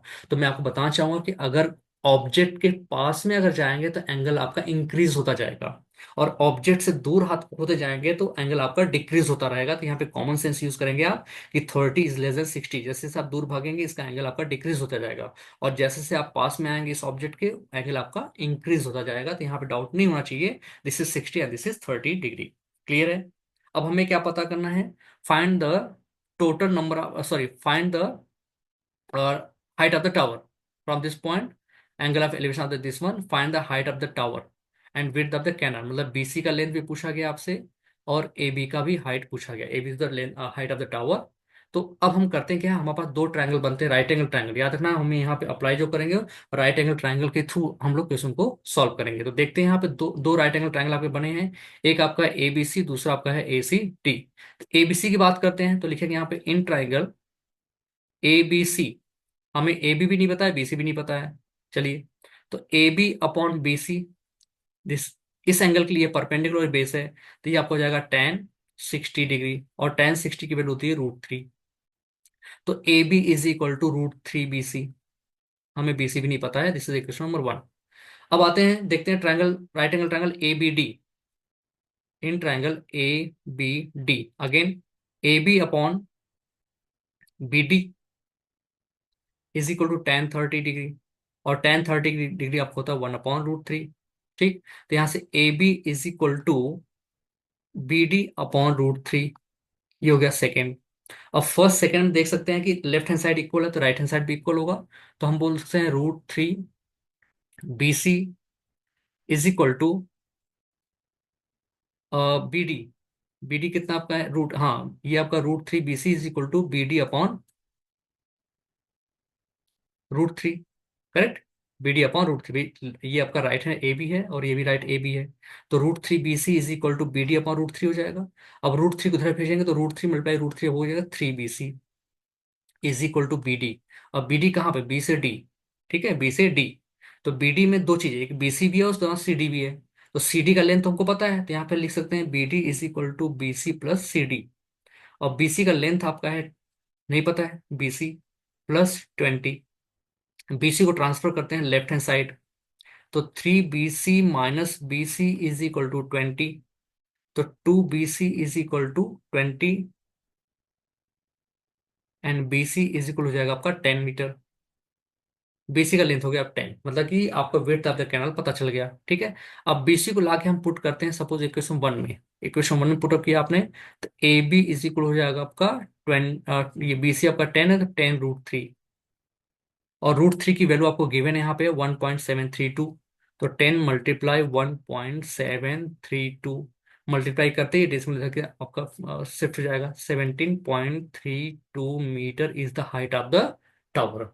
तो एक क्वेश्चन कोई दम नहीं था, मेनली था आपका फिगर। फिगर क्लिक बना लीजिए, फिगर के बाद आपको ये पता करना है कि राइट एंगल ट्रायंगल कहाँ का बना है, उसी का यूज करके हम लोग क्वेश्चन को सॉल्व करते हैं। ठीक है। तो ये था आपका क्वेश्चन 33। तो 33 जो आपका है एप्लीकेशन ऑफ ट्रिग्नोमेट्री का, इससे रिलेटेड कई सारे क्वेश्चन आप कहीं से भी नेट से या फिर किसी अदर बुक से लेकर के कुछ प्रैक्टिस कर लेंगे तो ये आपका क्लियर हो जाएगा, क्योंकि बेसिकली ये 5 मार्क्स को तो आना ही आना क्वेश्चन है आपका ये।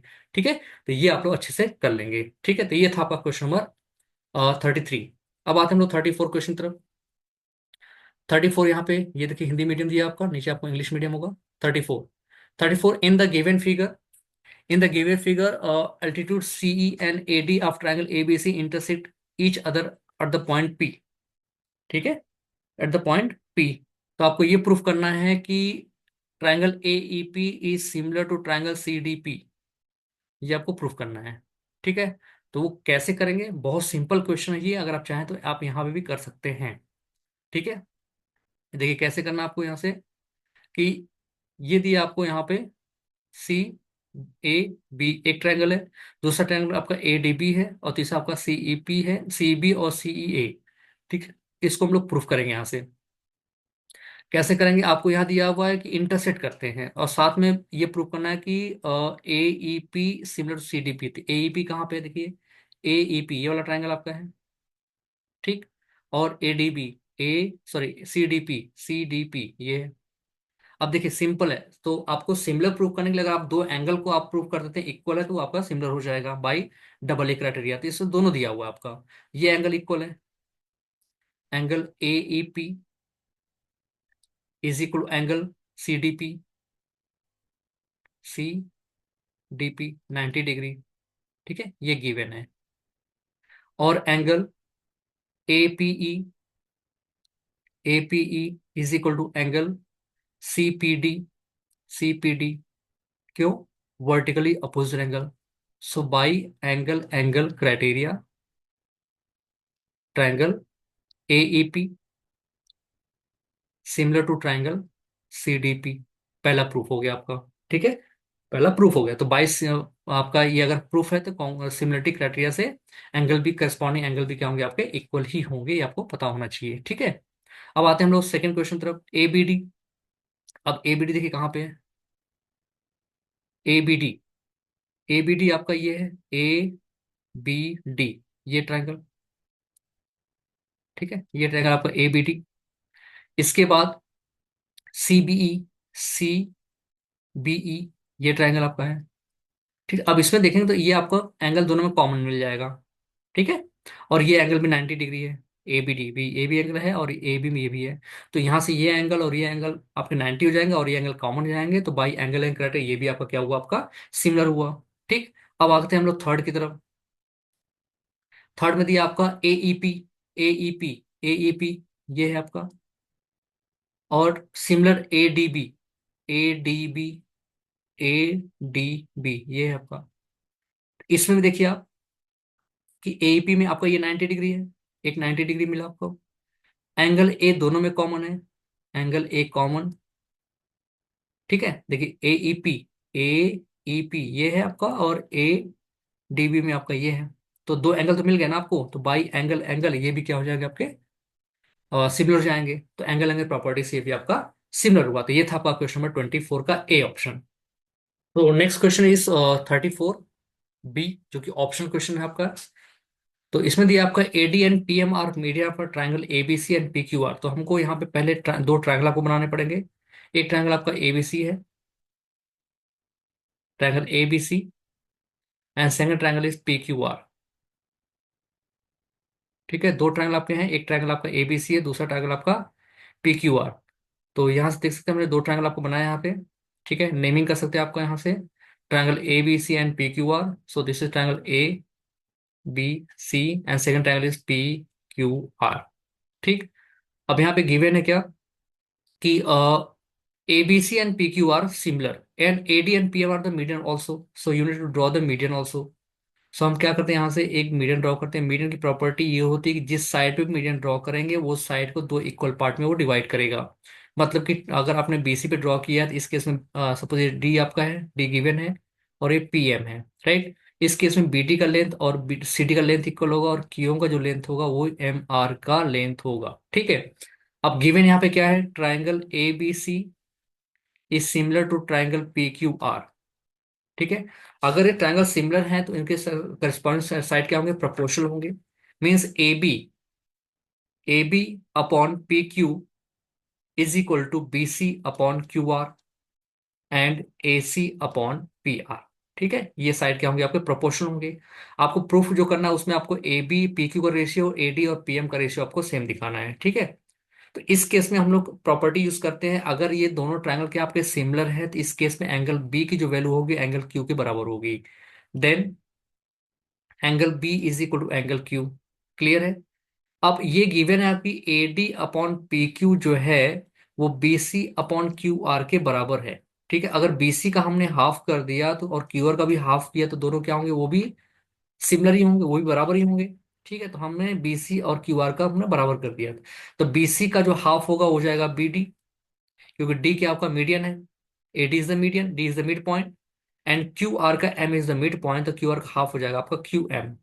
तो means A D upon P Q is equal to B D upon Q M. मतलब कि अगर हम ट्राइंगल की बात करते हैं, in triangle A B D and P Q R, A D upon P Q is equal to B D upon Q M. आप यहाँ पे लिख सकते हैं in triangle A B D and triangle P Q M. ठीक है, side proportional हुआ, और angle B is equal to angle Q. क्यों? क्योंकि triangle A B C is similar to triangle P Q R, और ये गिवन है। ये क्या आपका है, गिवन है। तो आप यहां से बोल सकते हैं कि दो साइड आपके प्रोपोर्शनल हो गया और उसके बीच का जो एंगल है वो क्या आपका सेम है। तो by side angle side criteria, by side angle side criteria, triangle A B D is similar to triangle P Q M. P Q M, triangle A B D is similar to triangle P Q M, और यही आपको proof करना था। ठीक है, यही आपको proof करना था। तो ट्राइंगल ए बी डी क्या होगा आपका, ट्राइंगल पी क्यू एम के पैरेलल हो गया। ठीक है, ये आपको प्रूफ करना था। ये था आपका क्वेश्चन नंबर 34 का ऑप्शन। अब आते हैं हम लोग 35 क्वेश्चन की तरफ बढ़ते हैं। तो 35 क्वेश्चन क्या है देख लीजिए यहाँ पे। 35 है कि a textile industry run a shed, this shed is in the shape of a cuboid surmounted by half cylinder. ठीक है, तो यहाँ से आप देखते हैं फिगर में, कि फिगर में आपको दिया हुआ है यहाँ पे कि ये फिगर आपका है जो कि शेड का है। शेड का ऊपरी जो पार्ट है ये क्या आपका सिलेंडर का हाफ है, सिलेंडर का हाफ है, और नीचे जो है ये क्यूबॉइड शेप में है, ये क्या आपका क्यूबॉइड शेप में है, राइट। तो हमें क्या पता करना है कि cuboid pattern, find the volume of the air in the industry. इस इंडस्ट्री में कितनी एयर है, तो मतलब हमें क्या निकालना पड़ेगा, volume of this particular industry. Clear है। बट इसमें कंडीशन दिया हुआ है कि suppose the machinery in the industry occupies the total space of 400 metre cube. मतलब 400 मीटर क्यूब उसमें जो मशीनरीज हैं वो उन्होंने कवर अप किया हुआ है। तो उसमें एयर कितना आपका होगा ये आपसे पूछा गया। तो भाई हम क्या निकालेंगे इस केस में, कि वॉल्यूम ऑफ क्या निकालना हमें, air inside the industry, volume of air inside industry. तो इसमें हम लोग क्या करेंगे, वॉल्यूम निकालेंगे, वॉल्यूम ऑफ किसका, इस पूरे का आपका शेड का निकालेंगे, वॉल्यूम ऑफ शेड, माइनस इसमें से करेंगे आप 400 metre cube, minus 400 metre cube आप करेंगे। ठीक है, तो हमें निकालना है पहले वॉल्यूम ऑफ शेड। तो वॉल्यूम ऑफ शेड अगर फाइंड करेंगे आप यहाँ पे वॉल्यूम ऑफ शेड, तो शेड में दो शेप बनेगा आपका, एक आपका है cylinder, half of cylinder, volume of 1/2 cylinder, plus volume of cuboid. Clear है। तो पहले हम पता करते हैं volume of half cylinder. Volume of half cylinder का फॉर्मूला आपका होता है 1/2 पाई r स्क्वायर एच। ठीक है, तो 1/2 पाई, पाई की वैल्यू यहाँ पे देखते हैं क्या है, पाई इंटू रेडियस, रेडियस कितना आपका है 14 इज द डायमीटर, तो 7 is the radius, and height, height आपका है 20, height is the 20। Half cylinder जो शेप ऊपर है वो आपका 20 है, करेक्ट। तो यहाँ पे हम पाई की वैल्यू पुट करते हैं, ये 2 1 जा 2 10 जा आपका हो जाएगा। पाई की वैल्यू 22/7 इंटू 7 इंटू 10, तो 7 7 cancel, 220 metre cube is the volume of the half cylinder. Clear. अब हम यहाँ से फाइंड करते हैं वॉल्यूम ऑफ, इसका फाइंड करेंगे हम लोग किसका, वॉल्यूम ऑफ द क्यूबॉइड का, वॉल्यूम ऑफ क्यूबॉइड। तो वॉल्यूम ऑफ क्यूबॉइड यहाँ से आपका हो जाता है, और ये देखिए पाई r स्क्वायर, हाँ यहाँ पे 7 का मल्टीप्लाई आपको होना है, पाई r स्क्वायर होता है, तो 7 का मल्टीप्लाई यहाँ पे आप करेंगे अभी, तो इंटू 7 करेंगे यहाँ से आप, इंटू 7। ठीक है, तो इंटू 7 करिए यहाँ से, तो ये आपका हो जाता है 70, 7 टू जा 1, 14, 15, 1540 is the volume of the half cylinder, right, metre cube. ठीक। अब हम लोग पता करेंगे यहाँ पे volume of the cuboid, volume of cuboid. Volume of cuboid का फॉर्मूला होता है LB × H। तो एल आप यहाँ पे दिया हुआ है आपका 20 is the L, B is what, B is 14 and H is 7। ठीक है। इसको मल्टीप्लाई करेंगे तो 700, 7 टू जा 14, ठीक है, 700, 7 टू जा 14 इंटू 14, तो ये आपका आ जाता है यहाँ से 1960 मीटर क्यूब। ठीक। तो हमारा निकल गया volume of shed, volume of shed आपका हो जाएगा यहाँ पे, दोनों को ऐड करेंगे आप तो 1540 प्लस 1960, इसको ऐड करिए, 0 + 0 = 0, 6 + 4 = 10, 9 + 15 14 + 1 = 15, and this is 11213, 3500 metre cube is volume of shed. अब हमको पता क्या करना, volume of air, volume of air. तो हम क्या करेंगे, 3500 से 400 को आप माइनस करेंगे, क्योंकि उसमें मशीनरीज भी आइटम वहां रखे गए हैं, उसको आप माइनस कर देंगे। तो यहां से आपका आ जाता है 3100 metre cube, this is the volume of the air inside the industry. तो ये था आपका क्वेश्चन नंबर 35। अब बात करते हैं 35 ऑप्शन के लिए। तो 35 ऑप्शन देखिए क्या दिया है यहाँ पे, कि 35 ऑप्शन दिया है कि from a solid cylinder of height 8 centimetre, मतलब कि आपका एक सिलेंडर है, this is the shape of cylinder. यहाँ पे आप ड्रॉ करेंगे figure first, figure draw draw करने के बाद ही क्वेश्चन को आप सॉल्व करेंगे। ठीक है। तो फिगर हम लोग पहले बनाते हैं यहाँ से। तो फिगर के लिए हम लोग बनाएंगे यहाँ पे एक cylinder, this is cylinder, this one. ठीक। इस सिलेंडर बनाने के बाद इसमें बोला गया है क्या है कि करके हम लोग यहाँ से करते हैं। ठीक है। ये सिलेंडर लाइक दिस वन। ठीक। अब सिलेंडर आपको यहाँ पे दिया हुआ है, तो सिलेंडर में बोला गया आपको कि from a solid cylinder of height 8 centimetre, this height is 8 centimetre, radius 6 centimetre, radius is 6 centimetre, a conical cavity of the same height and same radius is curved out। ठीक है। इसमें से एक आपका कोनिकल शेप जो कि curve out था, इसमें कटिंग होती है यहाँ से, तो आप यहाँ पे कोनिकल शेप बनाएंगे यहाँ पे पहले। ठीक है। Inside of this one, like this one, conical. ठीक है। ये कर्व आउट हुआ आपका। तो यहाँ से curve out, find the total surface of the remaining solid. तो रिमेनिंग सॉलिड का सरफेस एरिया निकालना है हमें, surface area of remaining solid.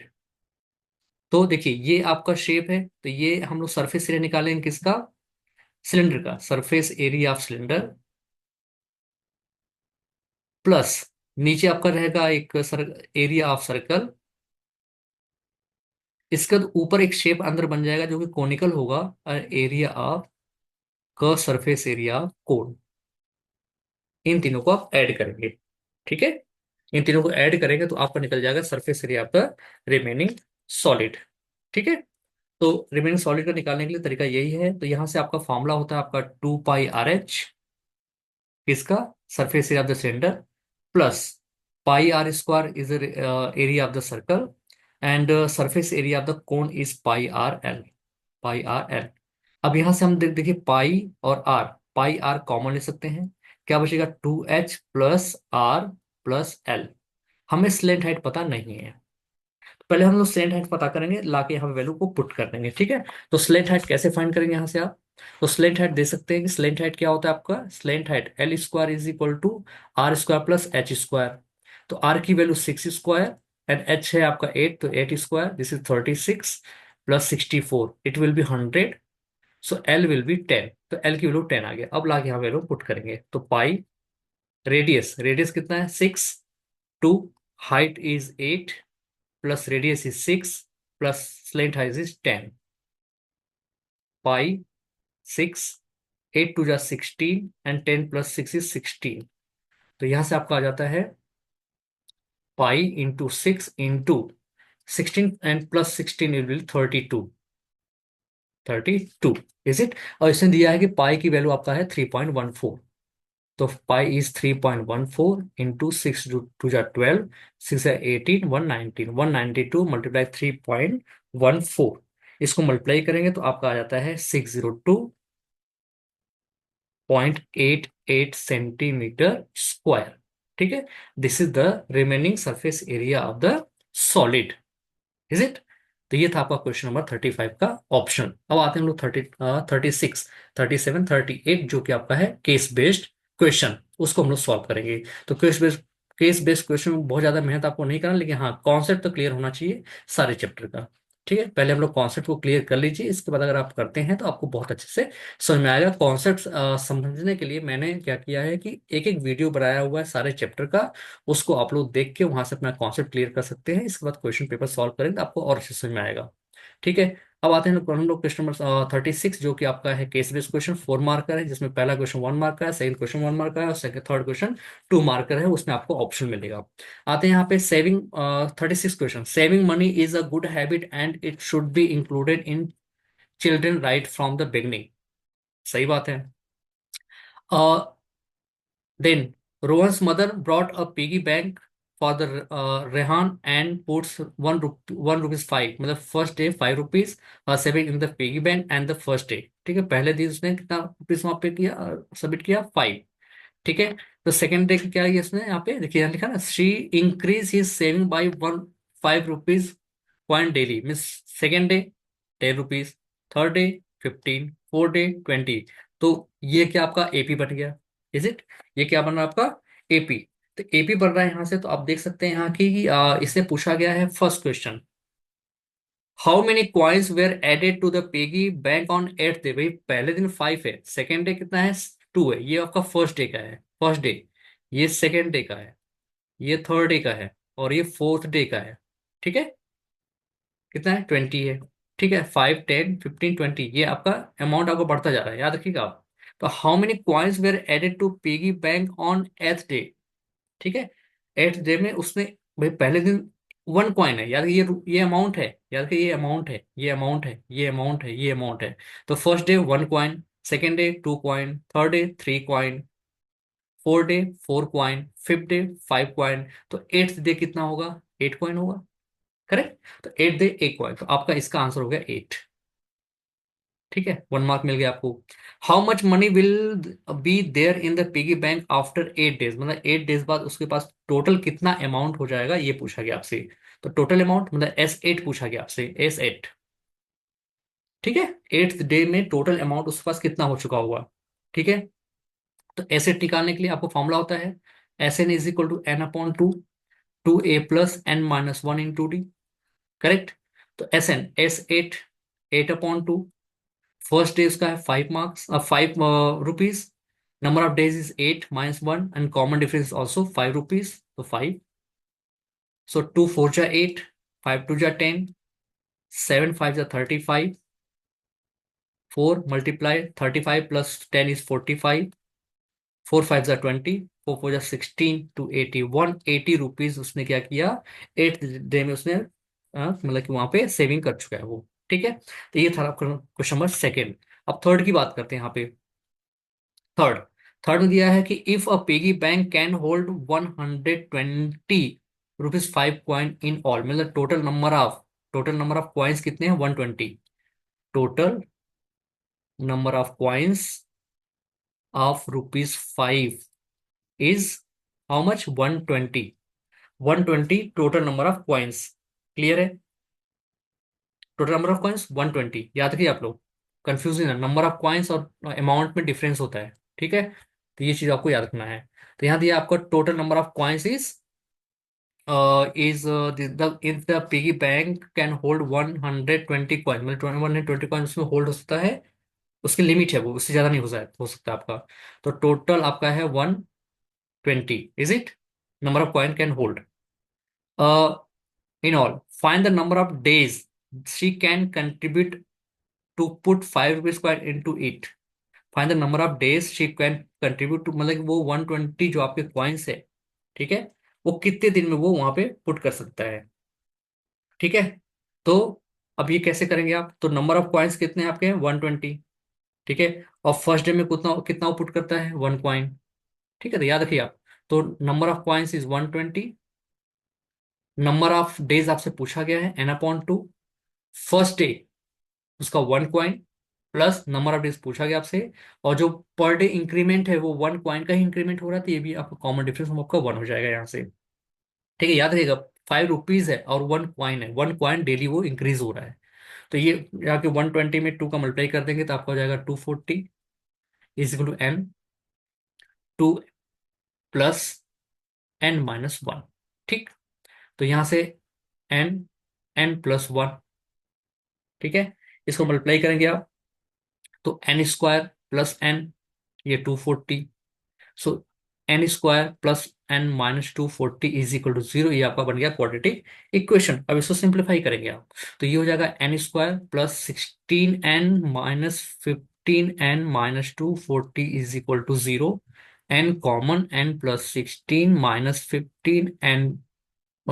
16 is 0।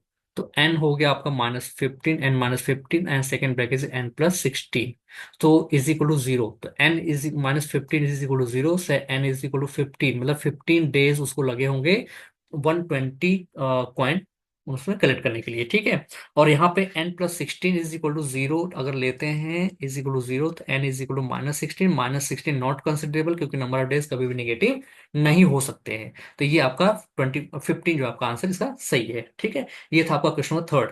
अब इसमें आपका ऑप्शन दिया हुआ है, ऑप्शन में क्या आपका दिया हुआ है यहाँ पे, क्वेश्चन थर्ड का ऑप्शन चॉइस। मैंने बोला ना कि क्वेश्चन आपका जो ये केस बेस्ड क्वेश्चन, उसमें 2 मार्क के क्वेश्चन में आपको चॉइस क्वेश्चन आपको मिलेंगे, इंटरनल चॉइस आपको मिलेंगे। तो ये आपका इंटरनल चॉइस आपका है थर्ड का बी पार्ट।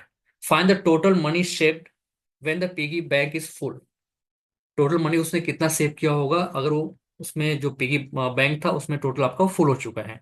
तो आपको ये पता होना चाहिए कि उसने टोटल जो कैपेसिटी है वो 120 कॉइन्स की कैपेसिटी है। कितनी है, 120 कॉइन्स की कैपेसिटी है। तो मतलब वहां पे जो find the total money saved, find the total money saved, तो पिगी बैंक कैपेसिटी कितनी है, 120 की। ठीक है, और यहाँ से करते हैं हम लोग, 120 टोटल कॉइन्स है, और एक कॉइन कितने रुपीज का है, 5 रुपीज का है। तो 5 का मल्टीप्लाई कर दिया यहाँ पे, 600 रुपीज टोटल आपके सेविंग हो चुकी है वहां पे, ठीक, पिगी बैंक में। ये था आपका क्वेश्चन नंबर थर्ड का बी पार्ट। ठीक है, अब आते हैं हम लोग क्वेश्चन नंबर 37 की तरफ। 37 क्या आपका यहाँ से देख लीजिए आप, 37, ये again Hindi. 37, heart rate. The heart rate is one of the vital sign of health in the human body and so on, you can read from there. Main question is here. Question में आपको दिया है table, number of heart beat per minute, number of women. First question, based on the above information answer the following question. First, how many women are having heart beat in the range of 68 to 77। तो 68 starting from here, 68 यहाँ से start हुआ है, और कहाँ तक पूछा गया, 77। तो 77, तो 68 to 71 है 4, 71 to 74 है 3, 77 to 74 है, 77 है 8। इन दोनों को ऐड करेंगे तो आ जाएगा रेंज ऑफ 68 to 77। तो 4 + 3 7, 7 + 8 इज 15। तो आप इसका आंसर हो गया आपका 15। ठीक है, 1 मार्क को यहाँ से मिल गया।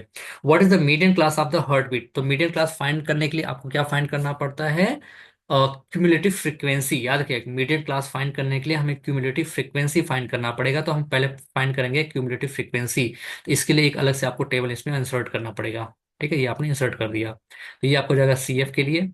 सी एफ आपका हो जाएगा यहाँ से 2, 2 + 4 is 6, 6 + 3 is 9, 9 + 8 17, 17 + 7 is 24, 20 + 4 is 28, 28 + 2 is 30। ठीक है, अब n/2 करेंगे आप यहाँ से, वन n/2 हो जाएगा 30/2 इज 15। अब 15 को चेक करेंगे किस रेंज में आता है, शायद यहाँ पे आएगा आपका, तो ये 74 to 77 आपका हो जाएगा मीडियन क्लास। ठीक है, तो 74 and 77 is the median class. Clear है, 74 and 77 is the middle class. This is the answer of the second one, 74 to 77। Next one, third, find the modal class of the heart beat. Modal class find करने के लिए आपको formula आपको याद होना चाहिए। तो मोड का फॉर्मूला क्या होता है, mode is equal to L plus L plus F1 minus F0 upon 2F1 minus F0 minus F2 into H. अब एल क्या होता है? मॉडल क्लास का लोअर लिमिट। तो मॉडल क्लास में देखने के लिए हम लोग देखते हैं मैक्सिमम फ्रीक्वेंसी कहाँ पे है। तो मैक्सिमम फ्रीक्वेंसी आप देखें यहाँ पे, मैक्सिमम फ्रीक्वेंसी और 2 4 3 8 7 4 2। ठीक है, तो मैक्सिमम फ्रीक्वेंसी आपका यहाँ से आ जाता है 8। 8 इज द मैक्सिमम फ्रीक्वेंसी। तो यहाँ से एल आपका हो जाएगा 74। 74 प्लस F1 जो होगा ये यही होगा 8। F0 जो होगा उसके ऊपर का फ्रीक्वेंसी 3 इंटू 2 8 जा 16 minus F0 is 3 minus F2 इसके नीचे का 7 इंटू एच। क्लास साइज 74 और 77 के बीच का गैप है, वो है आपका 3। इसको सिंप्लीफाई करेंगे, 74 plus 8 minus 3 is 5 multiply 3 upon 16 minus 10 will be 6। Minus 3 minus 7 will be minus 10। 16 minus 10 is 6। 3 1 जा 3 2 जा 6। 74 प्लस 5 में 2 का डिवाइड करेंगे तो 2.5, इट विल बी 76.5। तो इसका आंसर आपका हो गया 76.5। ठीक। अब आते हैं हम लोग यहाँ पे find the median value of the heart beat per minute for these women. तो मीडियन का फॉर्मूला, तो मीडियन का फॉर्मूला आपका होता है median is equal to L plus N upon 2 minus C F upon F into H. तो N L is the lower limit of the cumulative frequency. तो cumulative frequency आप देख सकते हैं, अभी हमने फाइंड किया था 74 77। ठीक है, 74 77, इसका लोअर लिमिट आपका हो जाएगा 74। 74 एन अपॉन 2 ऑलरेडी फाइंड कर लिया आपने 15 माइनस सी एफ क्या होगा इसके ऊपर वाला, इसके ऊपर का। ठीक है, जो कि आपका होगा 9। 9 अपॉन फ्रीक्वेंसी आपकी हो गई इसके ठीक सामने का 8 और एच आपका क्लास साइज जो कि आपका 3 है, राइट। तो 74 प्लस 15 माइनस 3 6 इंटू 3 अपॉन 3 और सिर्फ 8। ठीक है, तो जो आपका हो जाएगा 74। 74 प्लस 18 अपॉन 8, तो ये आपका हो जाएगा 74। 80 और 18 में आप 8 का डिवाइड करेंगे तो आपका आ जाएगा 2.25। 76.25, this is the 76.25, this is the median of this one, 76.25 of the option answer.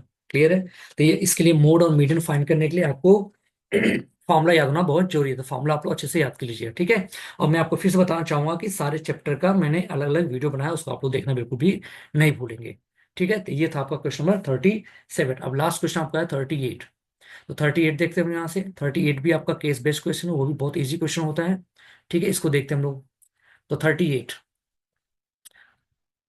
38 कुछ ऐसा है, ये आपका दिस वन, ये आपका write the coordinate of A and B, ऐसा कुछ दिया है। Write the coordinate of A and B, तो ए और बी का कोऑर्डिनेट आपको देखना है। ये ए है और यहाँ पे बी है। ठीक है, तो ए का कोऑर्डिनेट देख सकते हैं 1 है और ये 9 है। ठीक है, तो 1 और 9 आपका हो जाएगा इसका कोऑर्डिनेट। 1 9 का ए का 1 9। ठीक है, ए का क्या हो जाएगा आपका, ए के लिए हो जाएगा 1 9। बी देखते हैं, बी आपका यहाँ पे है, बी नहीं, बी यहाँ पे ए और बी ये है। ये कितना आपका एक्स पे 5 है और इस पे क्या 13 है। तो इसका आंसर हो जाएगा 5 और 13। बी का हो जाएगा आपका 5 एंड 13। तो ये था आपका क्वेश्चन नंबर 1 जो कि 1 मार्कर।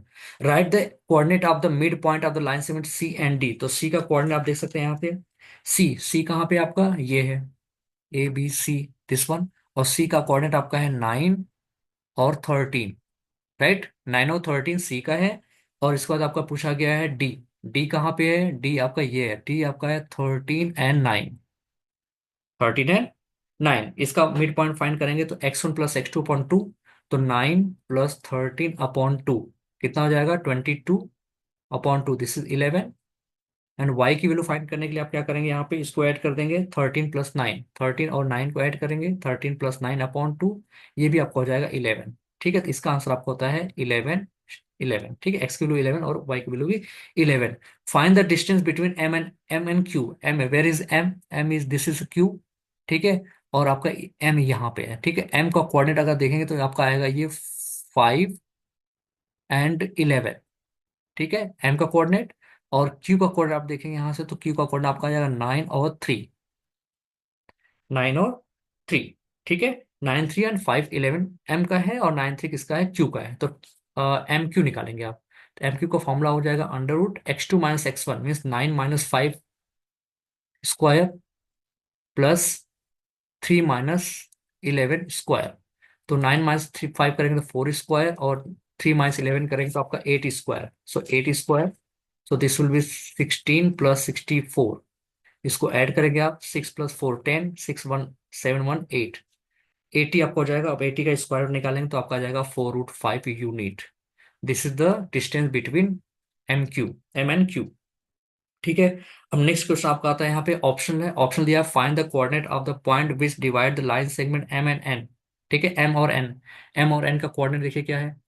एम का coordinate, M is, where is M, है this one, M is 5 11, 5 11, and point is N, N is where is N, N this one, इन आपका हो जाएगा 9 11। ठीक है। और रेशियो दिया है यहाँ पे, M1:M2 is 1:3। करेक्ट। तो एक्स की वैल्यू फाइंड करना होगा, फॉर्मूला आपका होता है M1 x2 + M2 x1 / M1 + M2। तो M1 आपका 1 है, x2 यहाँ से ले सकते हैं आप 9 को, 9 + M2 आपका 3 है, मल्टीप्लाई 5/1 + 3। तो 9 + 15/4, तो 24/4। ठीक है। 24/4 हो जाएगा आपका, 4 6 तो 6 हो गया एक्स की वैल्यू, राइट। अब वाई निकालने के लिए क्या करेंगे आप, वाई का फॉर्मूला यहाँ लेंगे आप। तो वाई इज इक्वल हो जाएगा आपका M1 Y2 + M2 Y1/M1 + M2। M1 की वैल्यू आपका है अगेन 1, और वाई टू आप ले सकते हैं यहाँ से 11। ठीक है। वाई टू रहेगा आपका 11 प्लस, और M2 आपका है कितना, 3 × 11/1 + 3, राइट। तो यहाँ से आपको हो जाएगा 11 + 11 3 जा 33/4। इसको ऐड करेंगे तो 44/4। तो यहाँ से आपका हो जाता है 11। ठीक है, 4 11 या 44। इसका आपका आंसर हो जाता है क्या, रेशियो किस पॉइंट क्या होगा उसका, जो कि 1:3 में डिवाइड करेगा, वो हो जाएगा आपका 6 एंड 11। ये है एक्स और वाई की वैल्यू। तो ये हो गया आपका बेसिक, अभी एक आपने सेट सॉल्व कर दिया। ठीक है। तो मैं आपसे फिर से बोलना चाहूंगा कि मैंने चैप्टर वाइज एक रिकैप बनाया हुआ है, मतलब कि आपको रिकैप ऑफ द चैप्टर, जिसमें आपका कॉन्सेप्ट क्लियर किया गया है, और साथ में कुछ क्वेश्चन भी हमने आपको सॉल्व किया, जिसमें आपको इंपॉर्टेंट एमसीक्यू क्वेश्चन जो कि बोर्ड एग्जाम में पूछे गए हैं, और डिस्क्रिप्टिव क्वेश्चन भी हैं सारे, जो कि आपके बोर्ड एग्जाम में ही पूछे गए हैं। ठीक है। तो उसको आप लोग बहुत अच्छे से देखेंगे, और साथ में आपके जो सेट्स में आपको शेयर कर रहा हूँ, यहाँ पे अपलोड कर रहा हूँ यूट्यूब पे, उसको भी आप लोग बहुत अच्छे से देखेंगे, और कमेंट बॉक्स में लिखिए कि आपको ये वीडियो में कैसा लग रहा है, और इसको शेयर करना बिल्कुल मत भूलिए। आप अपने फ्रेंड को शेयर कीजिए उसको, और ऐसे ही आप लोग वीडियो देखते रहिए, और लाइक बिल्कुल करना बिल्कुल मत भूलिएगा, क्योंकि अगर आप लाइक करेंगे तो वहां से हमें कुछ सपोर्ट मिलता है कि वीडियो अच्छा बन रहा है, और भी मैं अच्छा बनाने की बिल्कुल कोशिश करूंगा। तो thank you so much, keep watching video YouTube channel.